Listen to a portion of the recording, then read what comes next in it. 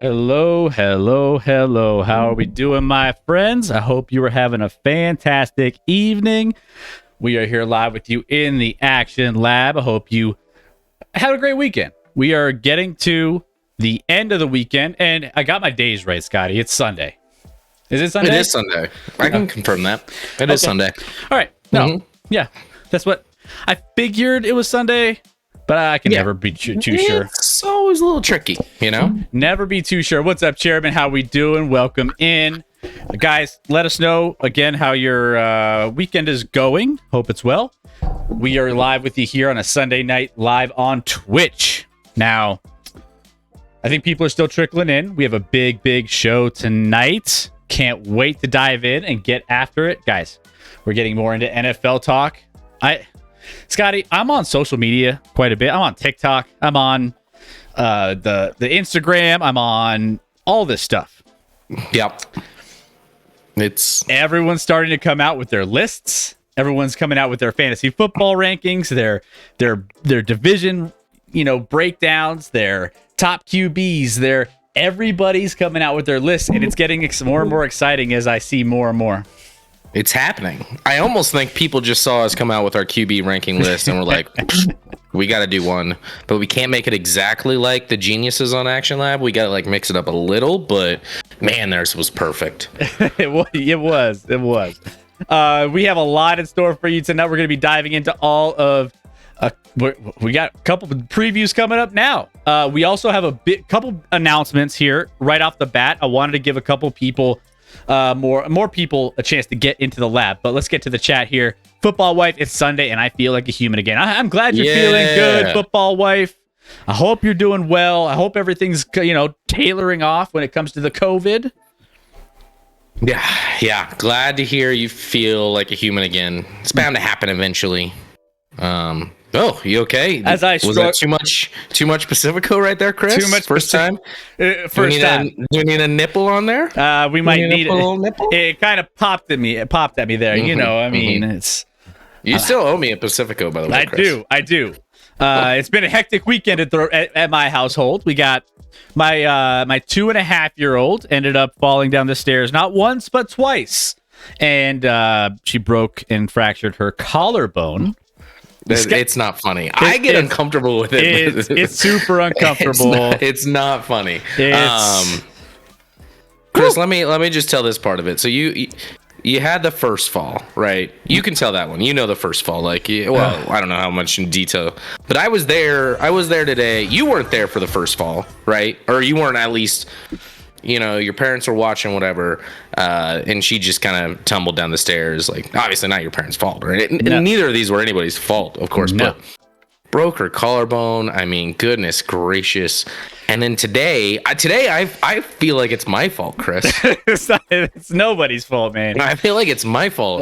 So, Chris, we go over to see Brooklyn, actually, to be like, hey, how you doing? We were gonna bring her ice cream, but her Uncle John was already doing that, so we just showed up with our own ice cream and whatever. And we were hanging out, and you're like, oh, can I get you anything? And you're like, I got some Pacificos. I'm like, I'll take a Pacifico. Yeah. Sounds great. So you head out to your garage where the beers are, and your wonderful daughter Brooklyn is over by your staircase to your basement, is like by the door to your garage. And she was kind of over there with my youngest son, Mason, who's a year and a half years old. 18 months. Let's just call it that. Anyway, so your wife is headed over to grab, Brooklyn, get away from the stairs. We've been through enough. Like, she's like probably 2 feet from grabbing Brooklyn, and here you come. You open the door hits Brooklyn. Down tumble the away. stairs. Tumble away. Ugh. I mean, the bad luck of 2 days later to fall again. Oh, your heart sinks, man. Hey, man. By the way, she's, obviously broken collarbone, but it seems like, your daughter's a trooper. She was happy as could be 2 minutes later today after she came back upstairs, and she was messing around and giggling, and she's awesome. Like, normally you would be like, they wouldn't want to be near stairs anymore. And she's like, oh no, we're good. Like, I'm good. I'm not going to worry about it. I'm like, damn. Like, she crushes. I don't know how she does it. She didn't complain about the first one at all. Oh my gosh, it's ridiculous. Moon Princess, thank you for the 7 months. Happy 7 months with the best sports community on Twitch. Let's go. Thank you, Moon. Oh my goodness, thank you. Chairman of the board, football is coming soon. Too bad we don't have some kind of countdown for football, wife. Oh, I think we got that covered. Never been on the welcome screen, no, as we've learned. It's not on the welcome screen. But no. I appreciate Chairman trying to rock the boat a little. Diego, my sweet girl. Oh no, yeah. Yeah, toddlers, man, you can't take your eyes off for a second. No, yeah. And these days, like, you think, all right, they're gonna fall, they're gonna hurt themselves, they'll learn. But no, they just my 18-month-old will fall off a chair, and 2 seconds later, he's back up on that chair. I'm like, dude, I thought maybe if you fell, you'd learn your lesson, but no, here you are again. Here we are. Crazy. All again. Hey, Money Magic, what's going on? Guys, now that we got some more people rolling through, want to get to some of our just things that we talk about in the early part of the show. So, one big announcement. We're going to make this announcement a couple times. We will not have a show this Wednesday coming up.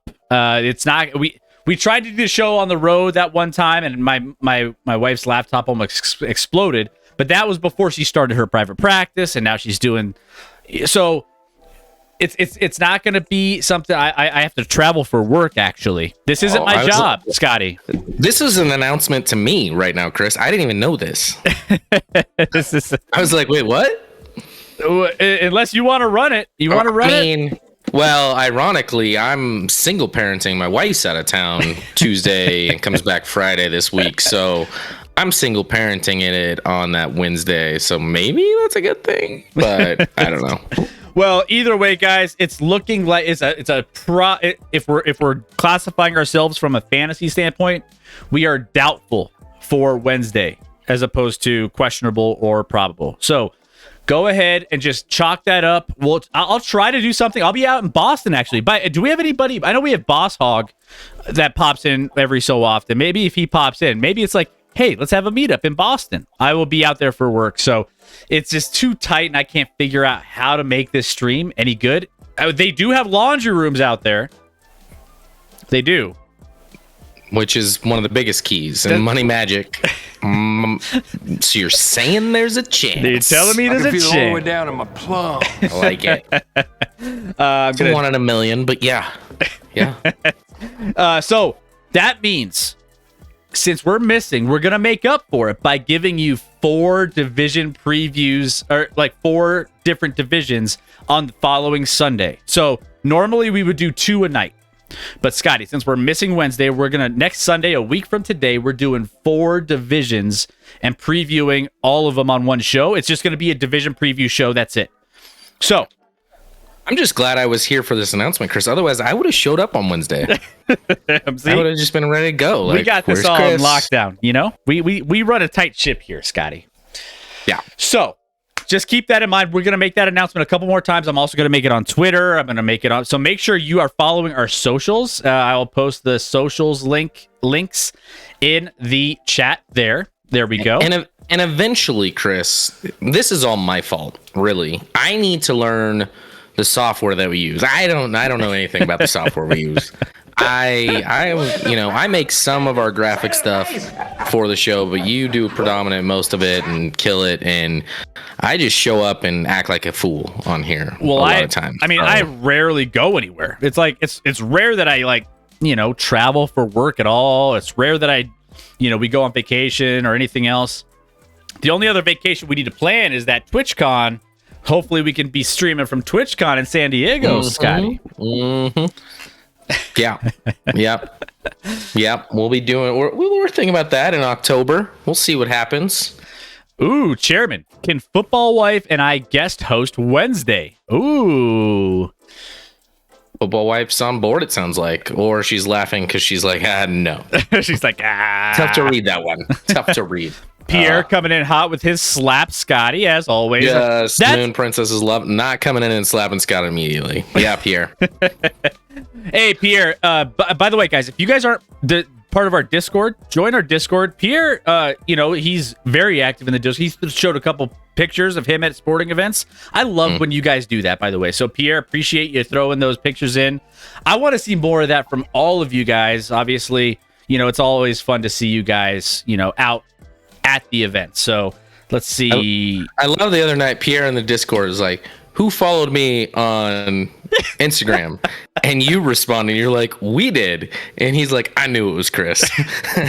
I wanted to be like, of course it was. I wasn't about to follow you, Pierre. Come on. No, just kidding. Breaking news, Pierre. It was me. But you know what's even funnier is Pierre was like, oh, you're getting at my boy KD. And I'm like, Pierre, when have you ever said that KD was your boy? I don't think I've ever heard you say that you like. Listen, KD lived for like a month in the DC area. Not a month. He grew up there, so I'm sure he's taking Durant as his boy for that. But his boys change. I swear his bet on the NHL changed. I think we all agree. Oh, that he was like the Avs, and then all of a sudden he's like, no, I bet on the Lightning. Sucks to suck. I mean, hey, Off the Post podcast. Welcome in. How are we doing? Follow. Welcome in. I hope you're having a fantastic weekend. Who's your team and where are you guys from? Ooh, let's go. How are you? Hey, off the post. Where are you? Yeah, where are you located? Where are you based out of? I'd like to get to know you guys a little bit. So, welcome. Let's give them a nice, warm welcome here. Toronto, okay. Those Blue Jays put it on the Red Sox the other day, huh? Ooh, man. You want to talk about that? You want? I mean, what? There was a post out there. I think there was a tweet or something. Ooh. That at one point it was 25-3, and it was like Boston's 3 runs away from giving up 3 more runs to get them right where they want them at 28-3. Oh. If that sounds familiar, Chris. I don't know if you remember a 28-3 score that ended up well for Boston, but or New England, whatever you want to call it. But ridiculous. I mean, that was yikes. You want to know what's crazy is I bet the over for Toronto's team total at 4.5. I was like, they'll get hit the over 4.5 easy. Well, they just barely covered that, Chris. Just real quick though, listen to these stats. All of 9 Toronto starters had at least 2 hits, 2 runs scored. I mean, first of all, it's crazy. Second team in the modern era since 1900 to do so. 1979 Angels were the other one. They scored 19 runs with 2 outs, most since Red Sox in 1986, and they had the most runs allowed by the Red Sox in a single game. So they're just made history all over the damn place, you know? I know our former Rocky Ramel Tapia had an inside the park grand slam in that game for Toronto. Yeah, which was inside the park grand slam. Which is the crazy thing about that game was like, you hear inside the park home runs, that's fine. How many people? Do you know how many have ever been done inside the park grand slams? I don't. Guys, I don't. Hold on. I mean, guys, in the chat, I'll actually have you guys look it up for me. Has there ever been? How many have there been inside the park home runs? I'm just curious. Just see if you could find that. Track that down for me. I'm curious to see. Let's see. Hello from across the post. Yeah, off the post here from Canada. The Canadians love us, Chris. Apparently, we have a lot of them. So, and then you referenced that Premier League starting August 8th. So, is the off the post? I mean, is that multi-sport reference? Or are we talking hockey because you're Canadian? Are we talking football, soccer, whatever you want to call it? How long you been? I assume you have a podcast. How long you been doing that for? Yeah. We'll have to check out the podcast for you guys. Absolutely. Cuban Benny, 42 is the answer. Oh, there we go. 40. That's a lot. Is that a lot? I mean, but I think he's lying. 42 seems way too high. Well, Chairman says there have been 224 inside the park grand slam home runs dating back to 1881. What? That seems ridiculously high. I mean, here we have Money Magic going like of the 154th. So basically, from 1951 to 2000, 0.6%, so less than 1% of home runs were inside the park home run. It's crazy to me. So, I mean, I feel like that's a big number, but Chairman didn't hear he didn't hear the grand slam part of that. Oh, there we go. The bases were loaded for that. It was an inside the park grand slam. From our boy Ramel Tapia. Ironically, Chris, of course, I work in baseball, so I do not bet on it, but the Rockies were in Milwaukee this weekend, coming back from the All-Star break. And sure. I literally told people this before our first game on Friday night. I said, I feel like every year that we go to Milwaukee, we get swept and we lose every game by a run, and it's almost like walk-off fashion every time. And what we do? We got swept. We lost 2 of the 3 games by a run, where we had the lead in the bottom half of the last inning in both of those games and blew it. Just absolutely incredible that I was able to call that, Chris. If I were able to bet on sports, I would have made on baseball. You would have made a lot of money. You would have made a lot of money this weekend. I cooled off. I've been like 500 over the weekend after having those first 2 big weeks. I've been trailing off a little bit, so just trying to get back into this upswing here. Let's see, Canada relief. Let's see, what do you got here? Would you rather see your team score an inside the park grand slam since the days of outfield walls, or a free grand slam? Oh man, that's a tough one. I love a grand slam breakfast at Denny's. I do. I mean, I have not been to Denny's in a long time, but the grand slam's just like everything, right? They bring you some of everything. Oh, Denny's, you get all your meats, your toast, your pancakes, your whatever, your eggs, however you want them. I think you get eggs, sausage, bacon, pancakes, hash browns. I mean, it's like the whole shebang. Like, you can't beat the grand slam breakfast. I mean, I love that. So, but seeing the Rockies do it, inside the park grand slam. Listen, I'm selfish. I'm going Denny's grand slam for sure. I think I mean, that's gonna help me more than the Rockies. again, the Rockies might hit an inside the park grand slam and then blow it in the ninth. So It's true. How does that help me? It's true. It's like they might lose the game. They might not even make the playoffs. But so that inside the park grand slam is going to get lost in history as like it never happened. So Cuban Benny Action Lab brought to you by our friends at Denny's. And I was just about to say, that's our first meetup spot, Chris. Should I reach out? It's our first gathering. We're going to all get some Grand Slam breakfast at Denny's. Let's go. Baby. We need to get a sponsor by Denny's. We need to.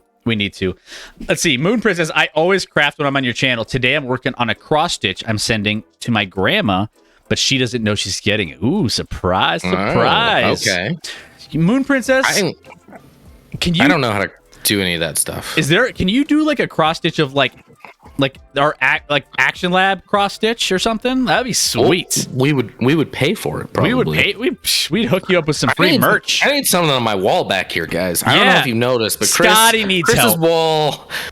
Listen. Here's the problem. My wife uses this wall. I'm surprised my Chalmers poster is still up. My wife uses this wall as well for her work, and she works from home a lot. So I can't just we got to do shelving. We got to do the shelving where we can take stuff off, put it on, that kind of thing. I'm just too lazy to do it, Chris. Who's going to install that? How do I install shelves?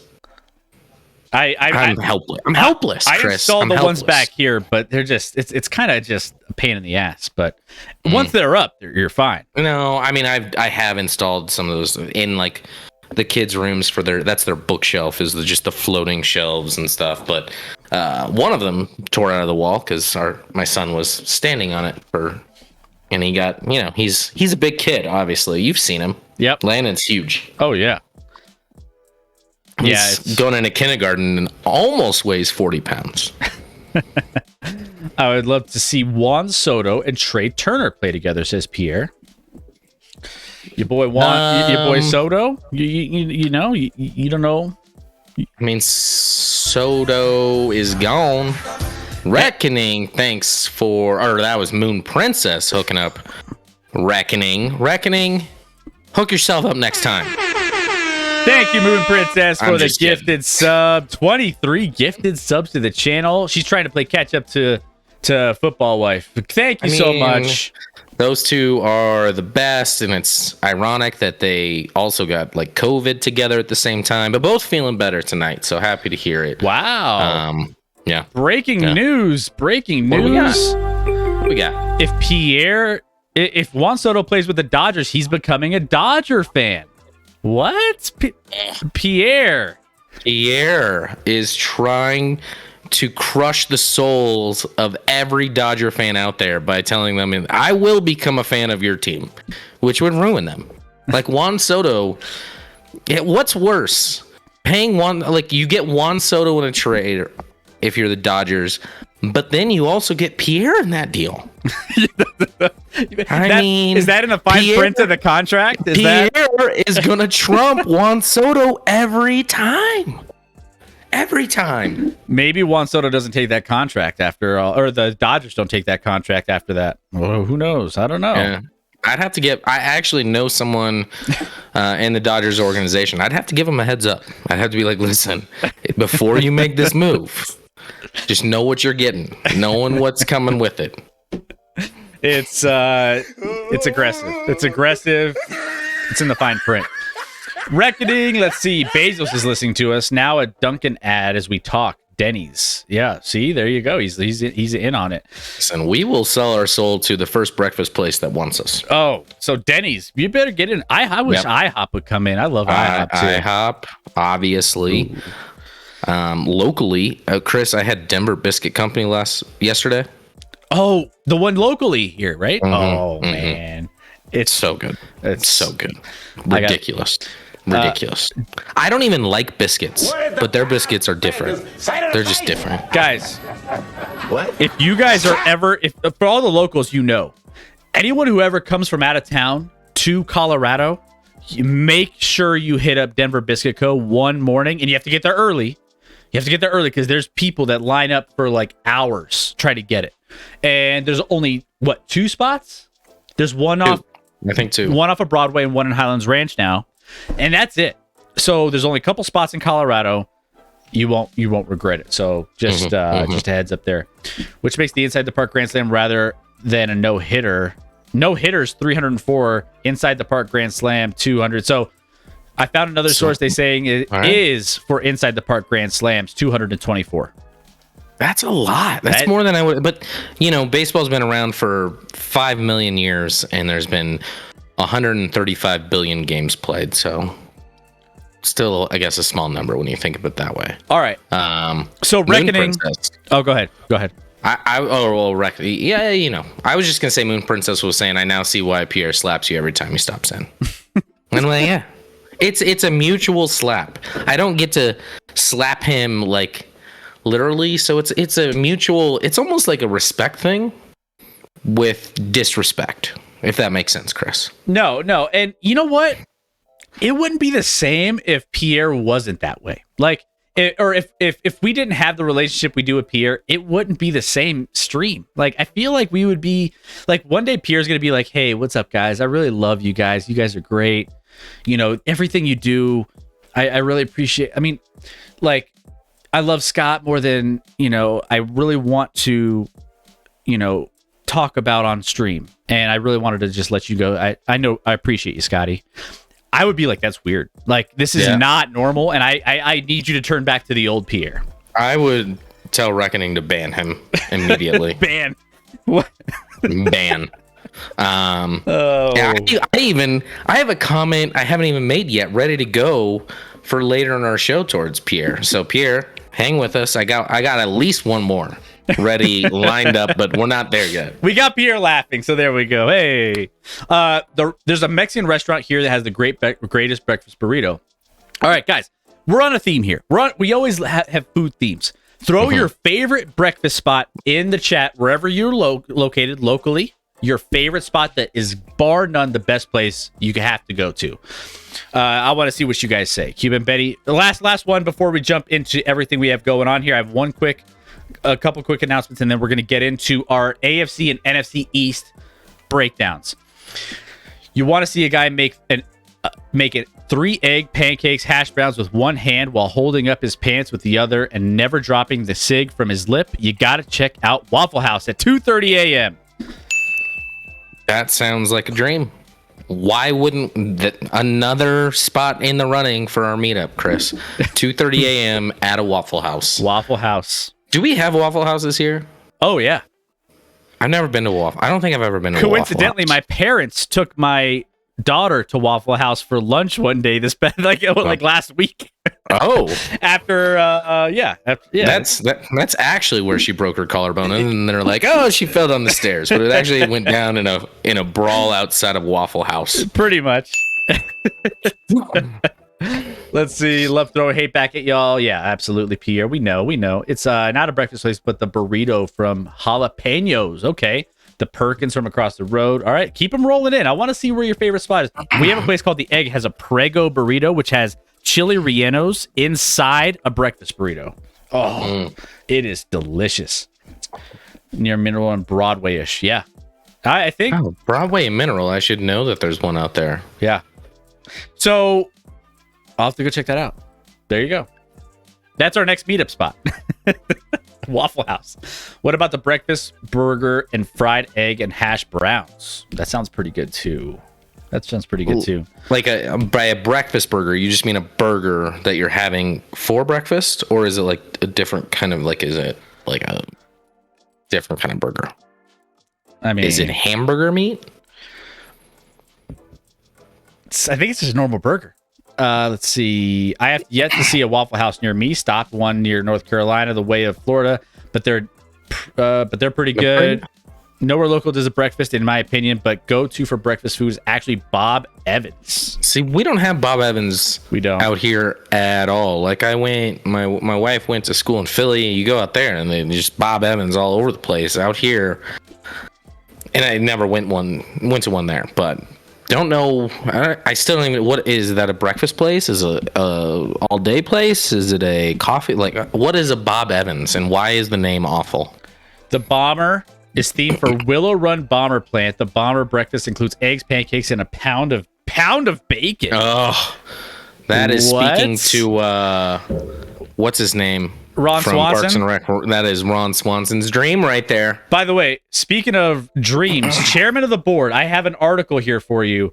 There's a surprise team getting some love in Vegas when it comes to betting for winning the Super Bowl, and that is your Detroit Lions. Detroit is one of 2 teams to receive $1,000 bets on them to win the Super Bowl on their next and on one of their players to win MVP and coach to win Coach of the Year. People are betting heavy on the Lions. This is why it makes no sense that there are some states still out there that haven't legalized sports gambling. It's free money for you guys. It's free money for your states. People are betting on the Lions to win the Super Bowl. Take their money. Take it. They don't deserve it. They don't deserve it. That's not even a Scotty A. Smith rant, but oh my, I didn't even know that was coming, Chris. I The saw fact that. that it's not legalized in every state is idiotic because literally there are people out there clearly trying to give you money. It's there you go. I was finding that hard to believe too myself, but yeah, people are throwing $1,000 bets on the Lions and their coaching staff to win awards all season. Woo! Okay, so there you go. That's a little preview of the Detroit Lions coming up. I mean, that's not going to be tonight. It won't be but tonight. I'm pretty high on the Lions, if you can't tell, Chris. Oh yeah, you're absolutely up there. Very high. But they can't win. Scotty said their QB is bottom 5. Yeah. I mean, they got the QB that left another team, and then that team went and won a Super Bowl with a guy that couldn't win in Detroit. So I don't know what to tell you. Hi-yo. All right, so we're good. Let's get into things. Are we going to talk about sports? We're going to talk. Well, we've kind of like dabbled, seesawed back and forth between sports and like breakfast because we always have to talk food. Reckoning. I know you're upset with the Rockies. Reckoning. He posted in our Discord the other day about how upset they can't. Which is refreshing because everybody out here who blames the Rockies' failures always blames it on pitching because they don't actually watch the Rockies. Listen, the pitching at times can be a problem, but the hitting at times can be a big problem as well. So, but every time you're like, oh, they just don't have the pitching. And I don't have the heart to go back at them and be like, you don't watch the games, do you? You don't watch. Yeah, it's rough. Believe me, we've known for a while. It's just par for the course. Chris, before we dive into this NFL preview, I do have one more thing I saw tonight on Twitter. I'm trying to find it again. Another guy played in the Drew League. Another NBA player. Who was it? Played in the Drew League. Who was it? Montrezl Harrell. Of course it was. Montrezl Harrell, the GOAT, the single greatest NBA player of all time. You haven't heard as much about it, but guess what he went for, Chris? Yeah, just throw. You're like, which way? It's either he was really good or really bad. It's either he scored like 55 or he scored like 3. I'll give you a hint. It's in between those two. Let's just say 35. He went for 31 and 8. 31 points, 8 boards. All right. So LeBron goes for 42, and we are literally anointing him, and it's the biggest news story in the history of basketball. And then Montrezl Harrell goes for 31 and 8. No one knows about it. No one knows about it, Chris. This is how stupid the Drew League is, and why anyone hyped up LeBron scoring 42 points. Someone posted on our TikTok about the Drew League. They're like, just take all the fun out of it. Why don't you? I almost respond. I literally purposely stay out of the comments, Chris, because you're so nice in the comments. You're like, even when they're like hostile, you're like, well, maybe come like check us out and see. And I'm just like, what joy is there watching LeBron? Like, take all the fun. I just wanted to respond and be like, is it fun though? Is it fun to watch LeBron score 42 against nobodies? Is it fun? Is that fun? listen, it's fine if he wants to play in that game. That's fine. But why are we covering it? Why does anybody care? I know I said that a lot last week, but it's crazy, man. But yeah, there's not really much to it at that point. I mean, it's just, yeah. What are we talking about? yes. So, all right. So ways to support the channel, though. Want to get this out there so we can dive into our AFC. We'll start out with the AFC East, and then we're going to dive all about what you need to know going into the season, what we have for them, and and then we're going to do the NFC East. So we're going to go East, North, South, and West. We're going to do West is going to be last. We're going to save that for the end, because I mean both NFC and AFC West divisions are pretty interesting. So we'll save those for the absolute last. Save the best for last. Not to say that these other divisions aren't the best, but no, that's exactly what you're saying, Chris. maybe, but that doesn't mean there's not good teams in these divisions. So we're gonna dive into those. But hit that follow button if you have not already. If you're here and you're just hanging out with us, enjoying the content, hit that follow button. That's a great way to support the channel. Number 2, make sure you hit that follow or that subscribe button. If you haven't subscribed to the channel before, you can do it for free. It's with linking your Twitch and your Amazon Prime. There's a couple links that usually are posted here in our chat, and then you can just click that link them up, and then you can subscribe to any channel on Twitch for free once a month. There you go. Chairman of the board has it in the chat. So make sure you go do that right now. Number 3, if you want to throw bits towards the channel, go ahead, throw some bits, and we will actually make sure that, that everyone hears your message if you want to include a message with it. That's a lot of fun. We love hearing those. Everyone else loves hearing those. It's great. Yeah. And everyone has the same voice, weirdly. Yeah. No, it's great. It's great. I love it. Last but not, well, is that last? Last but not least, just being here and chatting and having a good time. Like, that's all we really want you to do, is have a good time talking sports. That's why we're here. Real fun sports talk. And we do it with the best community on the planet. So make sure you guys are just jumping in, telling us your thoughts, telling us all your stories. We like to get to know you guys through your comments and through what you have to say for these various teams. And that's why we know Pierre. That's why we know Reckoning. That's why we know all of our regulars in here, McDuggets and everybody. It's fun to get to know you guys. So that's what we really encourage in coming in here and joining in on the channel. So podcast, last thing. If you podcast and YouTube, if you miss a show, make sure you check out those Spotify and iHeartRadio and all of those little podcast platforms. We are all Apple. I know you don't believe in Apple, but Apple, all of it.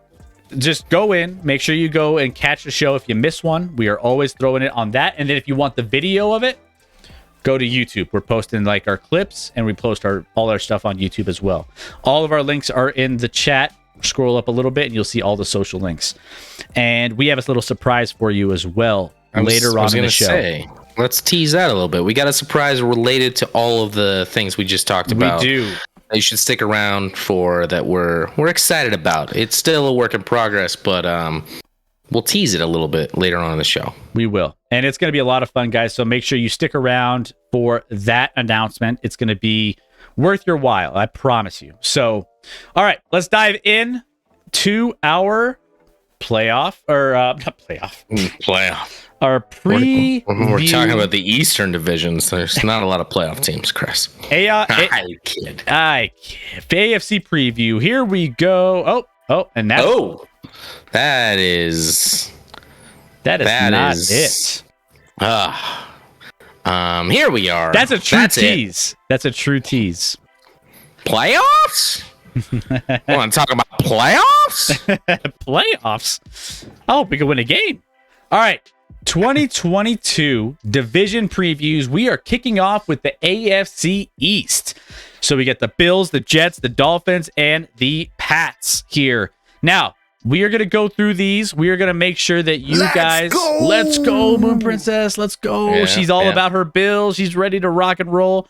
So we're going to talk through these teams, what we like, what we don't like, what their chances are of coming out to the top of their divisions and what that looks like. So we are going to make sure you know everything there is to know going into the football season with all of the divisions, but we're starting out again here in the AFC East. So here we are. Now, coming into this, the Bills seem to be the team to beat, and they are the team to beat. So when Moon Princess is sending that hype, it's for a reason, because they got a team that can outlast to the end. They are the favorites currently for the Super Bowl odds in FanDuel, in DraftKings, and everything. So, Josh Allen, it's their division, right? It's the tide has shifted from the Patriots being there every single year, and they are currently the front runners. Now, you have the Patriots, who, Mac Jones coming in. He is very, effective in that offense with the Patriots. You have Tua, who has one of the best offenses when it comes to the best wide receiver core in the NFL, one of the top 1 or 2, 3 wide receiver cores in the NFL. And then you have the Jets, who have a quarterback who goes after mothers and really likes Cougars. So there's that. To be fair, it's a mom's friend. We don't know for sure if she was a mother, to be fair. True. But the Jets, they had a nice draft this last offseason. They got some nice pieces. Whoa, mother lovers, says McDuggets. So, yeah. And it's going to be interesting to see what the Jets can put together over the next couple years. They're not going to compete against these top tier teams this year, but they will be in the mix as their young guys potentially step forward. So, Scotty, I'll have you kick us off here with your preview on what to look for. I have some notes myself, and we will just kind of talk about this division and what we see happening. Are we talking about the Jets right now, or are we talking about it whatever? It's up to you. Let's go team by team. We'll bounce back and forth, and then beautiful. We'll start with the Jets, because that's what everyone wants to hear about. The elite of the elite when it comes to Cougar training. Jets. What do I have to say about the Jets? The Jets are, and I mean this when I say this, and listen, everyone calls me a hater, but the Jets right now, over the past decade for sure, have been the worst NFL franchise in football. I mean, they have the longest drought for playoffs. They just have not been able to figure it out at all. Now, you touched on it briefly. They had a tremendous draft. It helps being bad and having 3 first-round picks, or trading up to get 3 first-round picks. So they took Sauce Gardner, corner from Cincinnati. They got Garrett Wilson, the wide receiver from Ohio State, and Jermaine Johnson from Florida State, the defensive end, somehow dropped, and then they moved up to grab him too. So along with getting Breece Hall, and a really nice running back in the second round. So a lot of things to like about that draft. But listen, this team is clearly behind the other 3 teams in the AFC East. A lot of work to do still. When you look at like NFL.com, notable acquisitions, and they start with QB Joe Flacco. That's a problem. That means no, they did add some nice pieces. Like they got Uzomah, the tight end from the Bengals, who I like quite a bit. Jordan Whitehead at safety, but nothing that's going to push them over the top. You have, a defense that was a dumpster fire, the worst defense, I believe, in points per game in the league last year. You add Sauce Gardner, you get Jermaine Johnson, those guys are still going to take time. This defense is still far off. And then you have the issue of Zach Wilson. Zach Wilson did not have a great rookie year. I loved Zach Wilson. We both like Zach Wilson going into the draft quite a bit. So I'm not out on Zach Wilson yet, at all. And quite frankly, you drafted Garrett Wilson. He wasn't my favorite wide receiver in this draft, but a lot of people love Garrett Wilson a lot out of Ohio State. That adds a weapon there. You add Uzomah at tight end that we talked about. If that offensive line can hold up, and Mekhi Becton, their former top 10 pick from 2020, or maybe he was 11th, is now maybe the left tackle. That's a question mark, because he just can't stay healthy and he has some weight issues. But listen, this Jets team is building, had a great draft. we both like their coach a lot. Their GM they got from the Eagles a couple of years ago, I like a lot. I think they're moving in the right direction, but they are at least 2 years away from being relevant. Yeah, let's just not spend a lot of time here. They're not going to do anything this year. They have a lot of nice pieces coming in, and I think that they will be eventually. It feels like they're starting to make that change of pace when it comes to how they are approaching building out this franchise from its like young core to, try to make something stick. And I think that they're on the right track. I love their draft this past season, this past draft. And so, their biggest strength, I think, pass rush. I think they have a lot of pieces there. Sean Ellis, Calvin Pace, Vernon Golston, David Harris, Kerry Rose. I mean, I feel like they're building out through their pass rush. I think they can, be a big piece there, but they're still, need to figure out how they can make something happen offensively. And again, they drafted some pieces there that I think will be nice down the line. But, I think that, overall, I think that they're going to be in a good place moving forward. Actually, hold on one second. Sorry. I need to get out of here. But yeah, no, I think Zach Wilson is going to be... Do you believe in Zach Wilson? I think Zach Wilson's going to be much better this year. I think Zach Wilson's going to be far improved. Again, the Jets have a lot of things to work on and figure out and grow from, but I'm not out on Zach Wilson at all. I could be wrong, but I think Zach Wilson can turn into a top half of the league dude eventually.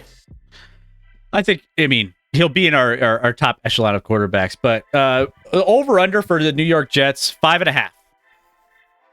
So listen, and I've been burned by taking the over on the Jets before, so for that reason, I just wouldn't even touch it this year. I wouldn't touch the over under. It's hard to bet under 5.5 from a team that won 4 games last year and should be improved. But I've been burned before. I'm not going to fall for that trap. Don't do it.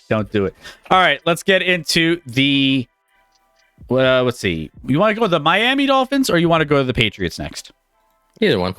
Let's go Patriots here. Here. So Patriots are in next on this preview. So... when it comes to the Patriots, obviously you got, you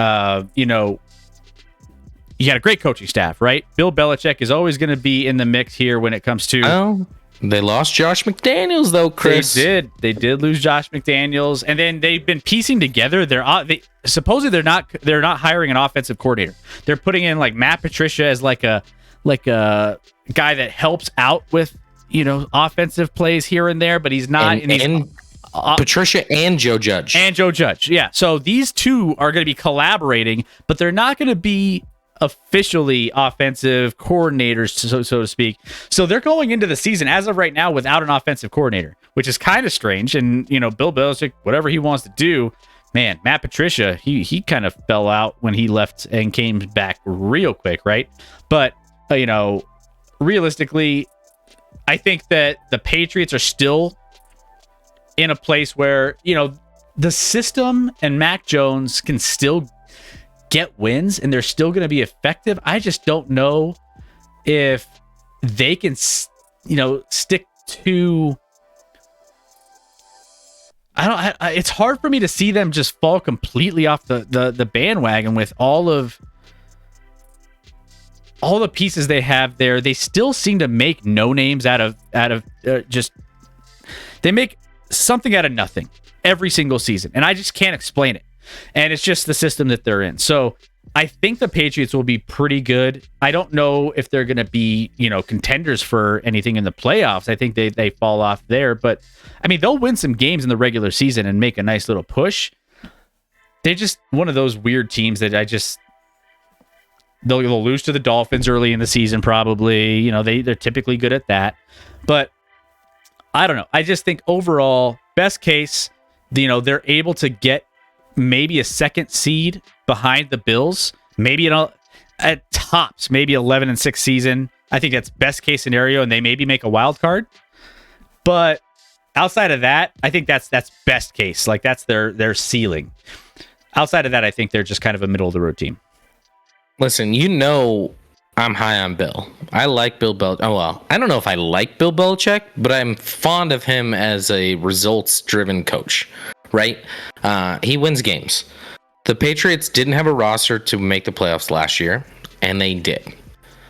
Now, what do we know about this year? The AFC is even more stacked.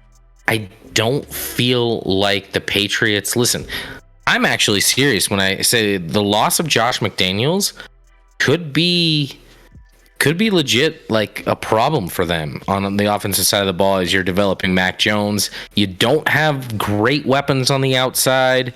They never really have in New England.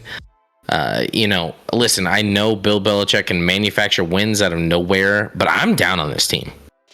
I think their win total, I want to say it's at like 8.5. So it's right in the middle. Like Vegas is like, I don't know. They could go anywhere. I would take the under. I'd lean under on New England. I know, I get it. It's stupid to bet against Bill Belichick, but this team, this roster is just not good. It's not good. It's not good. They added Trent Brown at tackle. That's nice. They traded for Devontae Parker, which is like, okay, whatever. But overall, they lost JC Jackson, their number one corner that went to the Chargers. I just don't see New England having a New England year. I really don't. I just don't know where it comes from. How do they do it? With what? Well, yeah, I don't know. And I'll probably be wrong and sound like an idiot, but this roster is bottom third of the league to me. And even if they make the playoffs, let's keep in mind, I think they lost to the Bills in the playoffs by about 147 last year. So if they make the playoffs, they'll be irrelevant. Let's see. I heard Zach Wilson is mature for his age, says Chairman. Let's see. Patriots, the team that with the 31st best wide receiver core with Devontae Parker and Jacoby Myers. It's pretty bad. It's not up there. It's rough. And I get it. Like, Canada relief is like with the run, and that's what they do. Especially now without Brady. Even with Brady, they ran the ball a good amount. I get it, and they are more prepared every week. I really feel that way. I just at some point there's got to be a talent and breakdown there, which I think this is a worse team than last year, and I think Mac Jones regresses a little. Okay. Yeah, I mean, we've talked about, he doesn't have the highest ceiling of quarterbacks when it comes to the younger guys. He's just, he's going to be good, solid. He's just not going to be that explosive, quarterback that's going to be just throwing TDs out of nowhere and just being like one of those high ceiling guys. Technical Web, what's up, Technical? How we doing? The Bills are legit contender. The Pats will be mediocre. The Finns won't make the playoffs, and the Jets will be disappointing as always. Yep. I mean, it sounds pretty straightforward there. Trust me, as a Lions fan, you can't go wrong with Matt Patricia, the rocket scientist. It's a Matt Patricia. He didn't have he's just sitting there with his little pencil. Yeah. Patricia and Judge. Yeah. Rome hard. Yes. Yes. Love that, McDuggets. Belichick will be exposed this season, says Technical. Interesting. I can. It wouldn't shock me if all of a sudden they just fell off. I'd probably be wrong and sound like an idiot. I expect nothing less, Scotty. Thanks, Reckoning. Reckoning's always got your back. Thanks, Reckoning.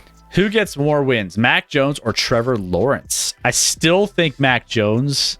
Yeah, I mean, if I'm gonna bet it, I'll bet Mac Jones, but that's not an endorsement of how I feel about New England. That's just I don't trust Jacksonville. Yeah. So it'll be interesting to see. By the way, I didn't talk about this at the top, but currently Buffalo is minus 220 to win the division. Miami is plus 450. New England is third behind Miami, even at plus 500. Which is pretty close. Yeah, it's to Miami. It's a coin flip there. And then the Jets are plus 2,400. It inflates massively to the division winner there. So people are instantly betting on the Jets and probably the Lions at some point here. Yep, pretty much. Let's see. All right, so let's talk it. I'm gonna get you started on Miami, and then I'm gonna take my first code yellow, and I will be right back. Go ahead, get him started on Miami. Yeah, listen, Miami is a team I'm not excited about necessarily, but I like what they did. You have to like their offseason. Moving on, getting Mike McDaniels in. Not that I didn't like their former coach, but Mike McDaniels seems like a up-and-coming offensive guru. We'll see as a head coach how he's able to handle that. He's a young guy. But obviously, when you look at Miami, they added a ton of things on offense. So they added, obviously, Tyreek Hill. But that's not it. Cedric Wilson, who played honestly pretty well for Dallas last year. You got Armstead, the number one offensive tackle in free agency, signing there with Miami, shoring that up. You add a couple running backs and Mostert from San Francisco and Chase Edmonds from Arizona. So you're adding pieces to that offense left and right. Defensively, they're mostly going with the same crew, but there's a lot of pieces on defense to like, especially in the secondary with Xavier Howard, the safety they got out of Oregon last year that I'm drawing a blank on, and they have a lot of talent in that secondary. So a lot to like when you look at the roster. We'll see with this first-time head coach, but everything in Miami comes down to Tua. Let's be honest. Tua is the deciding factor whether this team is just competing for a playoff spot, because the roster with even a below average quarterback would compete for a playoff spot, quite frankly. Or is this team competing to be competitive and, a threat in the AFC? I think they finished second in the AFC East.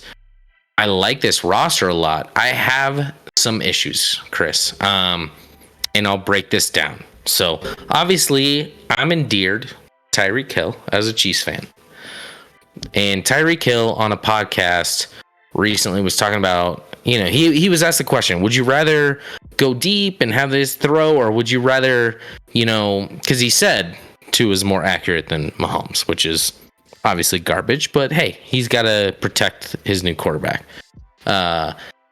But the follow-up question to that was literally, would you rather go deep and try and make a play, or would you rather catch a ball and run after the catch and make a huge play and make a touchdown? He's like, I'd rather you saw what I did against Buffalo. And I'm like, okay. So I researched this real quick. Jalen Waddle, who probably is between Waddle, Miami's adding speed to their offense. Waddle, Hill, and Mostert's probably the fastest running back in the NFL. You got Tyreek, the fastest wide receiver, and Waddle might be the second fastest wide receiver in the NFL. So you have all sorts of speed on your offense, which is a great attribute to have. But you have Tua. So real quick with Waddle, as a rookie last year, elite speed, maybe second fastest wide receiver in the league, quite frankly. 104 grabs. That was 8th in the league, Chris. He was 8th in receptions as a rookie last year. Okay. That's good. That's really good. And then you get into yards. So he's 8th in receptions, but he was 25th in yards. So it drops back a little bit, right? Still went for over 1,000, just over 1,000, 1,015. And when I said 8th in receptions, he was 8 receptions away from being alone in 3rd. So it was very tight in from 3 through 8. Now, first and second with Devontae and Kupp were a separation. But so 8th in catches, 25th in yards, average yards per reception. He was outside the top 100. So his average yards per catch was outside the top 100. And you're like, well, maybe that's Jalen's fault. Maybe he just doesn't, get a lot of yards after catch, like things of that nature. No. Jalen Waddle was 19th in yak last year in the league. 19th. And they're like, yeah, but Tyreek's on a different level. Tyreek had 444 yards after catch last year. 444. Jalen Waddle, 439. Oh, They were identical. interesting. Identical in yards after catch. Identical. Now, I mean, Tyreek had like 200 more yards on 7 more catches, but Jalen Waddle averaged catching the ball 5.5 yards down the field.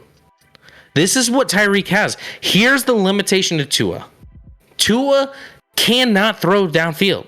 And everyone's like, well, they added a left tackle and Armstead. That's going to be great. Tua got sacked on average 1.5 times per game. That's not bad. No. It's not like he was just getting annihilated back there. But Tua does not throw the ball down the field. He just doesn't, because he can't. He can't. He doesn't trust himself. He doesn't trust anybody. So while I love what they did, adding all this speed, and I love that roster, Tua's the problem. And maybe Tua will prove me wrong, but with Tua, this team could make the playoffs. I think this team could make the playoffs with Tua, but they're going nowhere in the playoffs. Yeah, I think the biggest thing that I'm looking for is how they take on McDaniel's offense, because like he's come in and he's kind of an innovative guy, and we don't know what that looks like here in a new system with new players and how things are going to be looking with this new roster. Now, their roster is like more stacked than I've seen a Miami Dolphins roster normally at this point in the season, right? I mean, take Tua out of it. If you were to say, hey, any quarterback, I'm going to give you Chase Edmonds, Raheem Mostert as a little tandem in the backfield. I'm going to give you Tyreek and Jalen Waddle.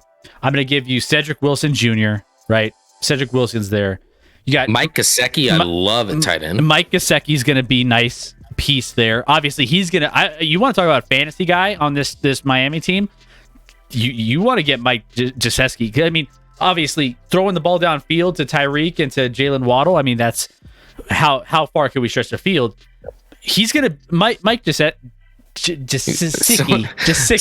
Someone clip him trying to get this name. It's Gesicki. It's Gesicki. Gesicki. Yeah. Is going to be the safety blanket for a Tua. Like all season long, he's going to be the safety blanket. So at one point we might have you try Tua's last name. I can't do it either, but I know you'll get it. Let's see. Wait. Is it Mostert coming off a knee injury? But most are still clocked at, like in the last few years, the fastest running back in the league when in straight line speed when on the field. So I mean, maybe he won't be that, but he'll be right there. And that's what McDaniel wants. He wants speed, and we'll see how he utilizes it. He's supposed to be an offensive mastermind coming out of San Fran and that offense. And ironically, I was looking up yards per attempt in quarterbacks this past year. Garoppolo was second in the league. Now, granted, they featured the run, and he didn't pass a ton, so it's a little inflated there, but literally, Jimmy Garoppolo was second in yards per attempt in the NFL last year among quarterbacks. Yeah. And I think this is going to be interesting. I think the biggest thing that the Dolphins need is just time to get gelled together. That's the biggest thing with this roster. They got a nice roster offensively, defensively. Defensively, they gave Buffalo trouble for at least a half on both of those losses to the Bills. I mean, they actually were competing in both those games with the Buffalo Bills last season, and then it just fell off, right? But you know, if the Dolphins put it together for 4-quarter efforts moving forward in this with the offense to go with it, I think that the Miami Dolphins can be a nice little surprise team that people may not really, account for. I think, when it comes to, some of the rookies that they got in from the draft, I think one of those, they have a 3rd round pick, Channing Tindall, who, might get some action. Granted, they didn't add a lot in the draft. Because Tyreek Hill was their draft. They're trading for a guy that is going to. Yeah. But their secondary, and I looked it up now, with Xavier Howard and Javon Holland, the rookie out of Oregon, was the guy I was talking about. You got Byron Jones, who they paid big money from Dallas on the other side at corner. I mean, that secondary is very, very good. You got Christian Wilkins. You're still hoping for big things in the interior, the defensive line. Emmanuel Ogbah has played decent there. So not great in the front 7, but that secondary is very, very good. Yep. So real quick in the chat, Tua, Jalen Hurts, Carson Wentz, and Daniel Jones are all in their last chance years. Yeah, I mean, we'll see what Tua does. I mean, Tua has no excuse this year coming into this season. He has zero excuse to not make something happen. You got an offensive-minded coach who's very, very experimental with how he likes to put in game plans. He did a lot in San Francisco. He's going to bring a lot to Miami. So, I mean, if Tua can't keep up the speed, then yeah. I mean, Teddy Bridgewater's there, right? So yet, I mean, Teddy's not going to stretch the field by any means, but hey, still, either way, if Tua's not it, they don't have a future quarterback on this roster. So that let's just, I don't know what Skylar Thompson is. So they don't. Let's just say they don't have it. Cuban Benny, Tua's performance dictates whether they are contenders or if the owner is making deals on his skiff. True. Well, and let's keep in mind, it's pretty common knowledge at this point that Miami tried to add Tom Brady this offseason.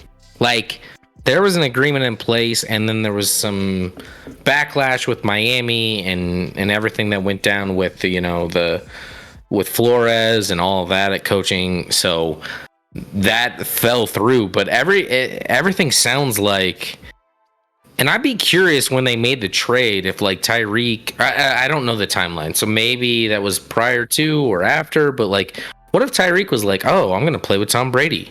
I've heard about this. I doubt it. I doubt he knew about that. He just wants to live in Miami because that's where his family is anyway, and that's where he's from. So it worked out for Tyreek. He got paid, and he's in Miami enjoying his life. So regardless, Miami is a team to watch, but it all comes down to Tua. But can you imagine? Everyone hypes the Chargers, right? I think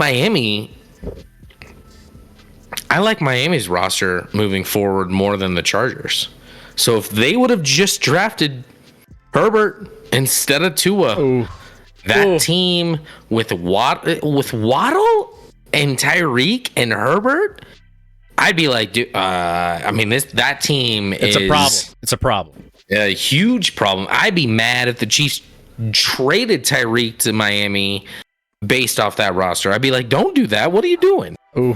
And Miami's front office is like, man, all we need is a good quarterback. Casually average. How are we doing? Howdy, everyone. How's your Sunday? We are doing fantastic. Tyreek better cash out on some of the Tua hype he's farming. Miami does have the potential to be the second best team in the AFC East, says casually. Yeah, no, they have a decent, people just forget about Miami because they haven't been relevant for so long, but they're building something nice there they gave up a lot for Tyreek, but oof, man. It's Cuban always comes in with this classic. It's pronounced Gesicki, not Gesicki. And again, Chris, it's Gesicki. Gesicki. G. And then we have pronunciation for Tagovailoa. Tagovailoa. I'm not even going to try that one. Pronunciation. We should just purposefully just say names bad. Is it even V there? Is it Tagovai or V? Tagovailoa? Maybe it's Vi. Maybe it's Vi. I can't even see the Tagovailoa? Vi. Oh, there it is. Reckoning got it. See, they don't have the little thing or the straight line or the curve line to distinguish what it is. Chris, even when they try and spell it out for you, you still blow it. It's a trap. Because I wasn't even looking, and then I looked at it and I'm like, Chris, I think that's Vi. I don't think that's V. Vi? If it was V, it would be VEE. Oh yeah, you're right. Vi. Okay. I get it. All right, fair enough. Yeah. I was never a good English major. That's not what I went to school for. No one's questioning that at this point, Chris. No one's like, he's probably an English major. You're probably right. That is creating some cognitive dissonance with my feeble mind. LOL. Just remember, all you need is secondary. Even ask a Chiefs fan, says McDuggets. Some say all you need is love, Chris. Yeah. Oh.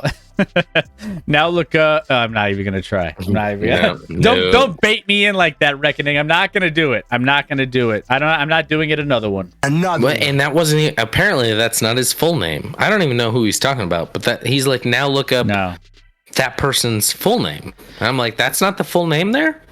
Something's wrong. Something's wrong.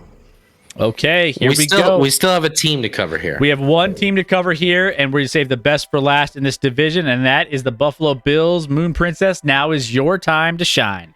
We got the Buffalo Bills, who are the odds-on favorite to win this division, the AFC East, minus 220. Woo! Says Moon Princess.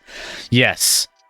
Buffalo Bills, they are the favorite. And honestly, when it comes to the Super Bowl, they are still the favorites, plus 650 to win the Super Bowl. Then you got Tampa Bay is second, by the way, which blows my mind. It goes Buffalo, then Tampa, then Kansas City, then Rams, then I would say there's a lot wrong with that order, Chris. It's not. I'm not even talking about Kansas City there.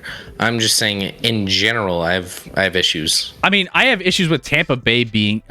Well, all right, we're not talking about that division. Let's just skip over that. Buffalo Bills, though, obviously had a nice run last season. They had that heartbreaker to end the season in the playoffs against Kansas City with that late. They just gave up 13 seconds left. I know Moon Princess has nightmares about that last 13 seconds. I mean, we were streaming that game. It was insane. But here we are. They are the favorites. Now, they have a lot going for them here, obviously. The Buffalo Bills, Josh Allen has done a lot. I'll drink to that, says Reckoning. Josh Allen is going to be in the mix to, try to take this team back to the promised land once again. Now, I think the biggest need for them, and something that they haven't really gotten addressed too much, is the interior offensive line. Bills did not address the middle of their O-line in the draft, despite being one of their biggest needs. Protecting Allen is a huge priority. So I thought that was one of the missteps, that they didn't prioritize that. So that's they still signed guard Greg Van Roten, who, I'm sorry. Roten? Don't get on me on my name. It was more about the fact that you're like, their key addition has the name Rotten in his name. I don't think it's Rotten, by the way. It's Roten, whatever. However you pronounce it, Roten. Oh my goodness. We're not even in like the hockey names either. So I really think that not right. Okay. We just like to get you guys talking. Maybe I do this on purpose. Let's go with that, Chris. So I think that's going to be something to keep an eye on this season, on what that looks like. But overall, I think that there's going to be a lot to look forward to. I think the biggest threat to the division is going to be the Dolphins that we just talked about. And, realistically, this is the Bills division to lose. I think they have a really good team. I think they're really stacked when it comes to their depth chart. I mean, if you're looking at that, it's looking good too. Josh Allen, Devin Singletary, Stephon Diggs. I think they kind of fall off a little bit on their, depth at wide receivers. I mean, you got Gabriel Davis, Jamison Crowder. Those guys are a couple journeymen. Well, I don't know much about Gabriel Davis. The last game I recall was the single greatest wide receiver I've ever seen. And that was actually just bad defense. I'm not sure Gabriel Davis is that great, but he put up 4 touchdowns against the Chiefs, Chris. He blew up. And I mean, I'm still, there's still, he's fine. I'm just not sold on him. Yeah, I want to see a bigger sample size and do it consistently. Dawson Knox, tight end, nice tight end there. So they got a lot of pieces. They got a nice defense there as well. Daquan Jones, Shaq Lawson, Ed Oliver. They added a piece you didn't even mention, Chris, that you should be familiar with on defense. Von Miller. Yeah. Von Miller. You might want to bring that one up. Von Miller, and I do think he can still be effective too. I mean, pass rush. We talked about this. I think wasn't it the throwback where we were talking about when's the last time the Bills had a decent pass rusher? And we were like, I can't remember. And you could argue Hughes was okay a few years, but it's still not great. So like Bruce Smith, and even still, Von Miller's on the back end of his career, so he's good. He's just not as good as he probably was, in his prime few years ago. So you're getting a decent pass rusher there. I think he'll be fine. But you have something that you don't typically see as a production from a defensive standpoint on that defensive line. So I like that a lot. But Scotty, let's talk about this. I'll get your takes on the Buffalo Bills, and you have them winning the division probably. Yeah, I mean the Bills. The Bills have to be the favorite in this division. I mean, they're the Super Bowl favorites right now in Vegas, Chris. Which I'm going to say a couple things here, Chris, that might upset people, may not. I'd like to start by saying I think the Bills are very, very good.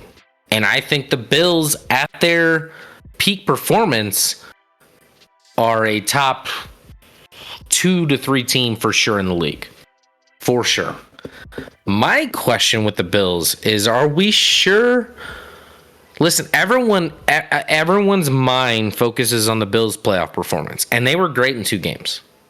They absolutely destroyed the Patriots, 47-17, and then they had the epic game against the Chiefs, which somehow everyone came out thinking the Bills were the better team there, it feels like, based off of them being the favorites now this year.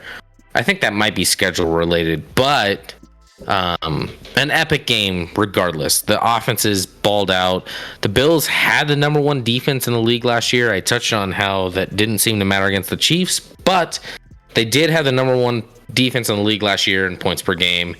Tre'Davious White, I think Moon Princess is mentioning here. We'll see when he's able to get healthy, because he was kind of like a mid-season ACL. So I honestly, I love Tre'Davious White, and he's obviously an incredible corner. I wouldn't expect a ton from him this year. Like, it's hard. It's hard to come back. But I have some concerns, Chris. This is a team that went 11-6 last year. You would have thought they went, 15-2 based off of everyone's hype right now. They went 11-6 in a division that's not so great. And then let's get into Josh Allen. Josh Allen in the playoffs last year was absolutely incredible.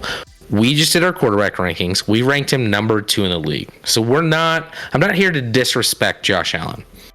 And I didn't look this up on purpose. I was looking up the stats today, Chris. And I was looking up yards per attempt, mostly to find Tua, right? And see what his yards per attempt were. Tua last year averaged 6.8 yards per attempt, which was 23rd in the league. Okay. So that seems about right for Tua, right? 23rd in the league, 6.8 yards per attempt. Guys around him: Carson Wentz just above him, Heineke just above him, Justin Fields just above him, Ryan Tannehill just above him. Equal with him, Davis Mills. Just behind him was Daniel Jones and Jared Goff. There was one other player I didn't mention, Chris, that was tied in yards per attempt last year with Tua. I think you know who I'm going to say here. It's Josh Allen. Josh Allen was technically 24th in the league in yards per attempt at the quarterback position last year. I mean, and listen, I love Josh Allen based off of that playoff performance, but what I need to see is consistency from this team. I just don't think they're consistent enough at times. But if they play like they did in the 2 playoff games last year, they will absolutely be right in the mix to win a Super Bowl, as they should. That roster is ready-made to win a Super Bowl. They're ready to go. They lost a couple, like Emmanuel Sanders at wide receiver. They lost Cole Beasley, but they kind of, like Jamison Crowder, they added to kind of fill in there. And obviously Von Miller's the piece they think is going to like contribute on the defensive side. And they paid Von Miller way more money than I thought Von Miller at this point of his career should have got. But this team wants to win. I guess the biggest question. Buffalo's peak, you could easily argue Buffalo's peak is the best in the league. But Buffalo's consistency is, I haven't seen it yet. I need to see them be consistently elite all the time, like they should be. They should be that. But last year they were not. And they have a a schedule that starts off really, really difficult. In their first like 7 weeks, 6 of those 7 are against some pretty good teams. And after that, it softens up quite a bit. So but you mentioned their schedule: see. Los Angeles, Tennessee, Miami, Baltimore, Pittsburgh, Kansas City, Green Bay. Yeah. That's going into week 8 with a bye week mixed in. That's a tough schedule. I'm not going to lie. That's a really tough schedule. So, I mean, even Miami, we talked about Miami. Tennessee was they won a lot of games in the regular season last year. So that's going to be interesting to see how they navigate the first half of that season. My question is, how dynamic can Jamison Crowder and Gabriel Davis be to help Stephon Diggs a little bit and spreading the ball around, and how much that, you can push downfield? Because, I mean, you mentioned it with being able to get those at the average attempt yards downfield for Josh Allen. Those guys need to be dynamic. And, those guys have, I don't know. I mean, they don't, when I see those names, they don't blow me away outside of Stephon Diggs. Stephon Diggs is obviously a massive talent. So, I just want to make. I mean, I like Knox. Davis obviously blew up in that one game. We'll see. I mean, he had a nice finish to the season. We'll see. But what they really need to solidify is that run game. And obviously, DeBall, being their offensive coordinator the last couple of years, moves on for a head coaching position. We'll see how that affects their offense in a good or bad light, and how that changes it. But this is a team. I'm not hating on them. They absolutely, on paper, should be a top team in the league, and they are. But I just want them to be a little more consistent. That's all. That's all I'm asking. Well, it's going to be a fun first stretch of the season for them to get through all of those, the gauntlet. Even Pittsburgh, we talked about Pittsburgh. They're always going to be good, regardless. I mean, they, even with whoever they got at quarterback, they always, I mean, they had Ben Roethlisberger. I mean, that played well. Baltimore, that's going to be a tough out. Miami, Tennessee, Los Angeles, Kansas City, Green Bay, that's tough. So, yeah, it'll be interesting. That if they can navigate that, let's say they go 1, 2, 3, 4, 5, 6, 7. That's the first 7 games of the season. If they can go 5 and 2 would be incredible. Insane. I was gonna say 4 and 3 would be pretty good, because it gets a lot easier after that. Yeah, then it gets a lot easier moving the rest of the season. But I think 5 and 2. If Moon Princess, if your Bills are at 5 and 2 after those first 7 games, you look out. You're gonna be loving where your team is at. Thrilled. Because I think they're somewhere in between. I would set the line there in those first 7 at like 3.5 or 4. It's gonna be fun. Let's see. Levi Wallace. Thanks for Levi Wallace as reckoning. And everyone's like, have fun with him. He was not good last season.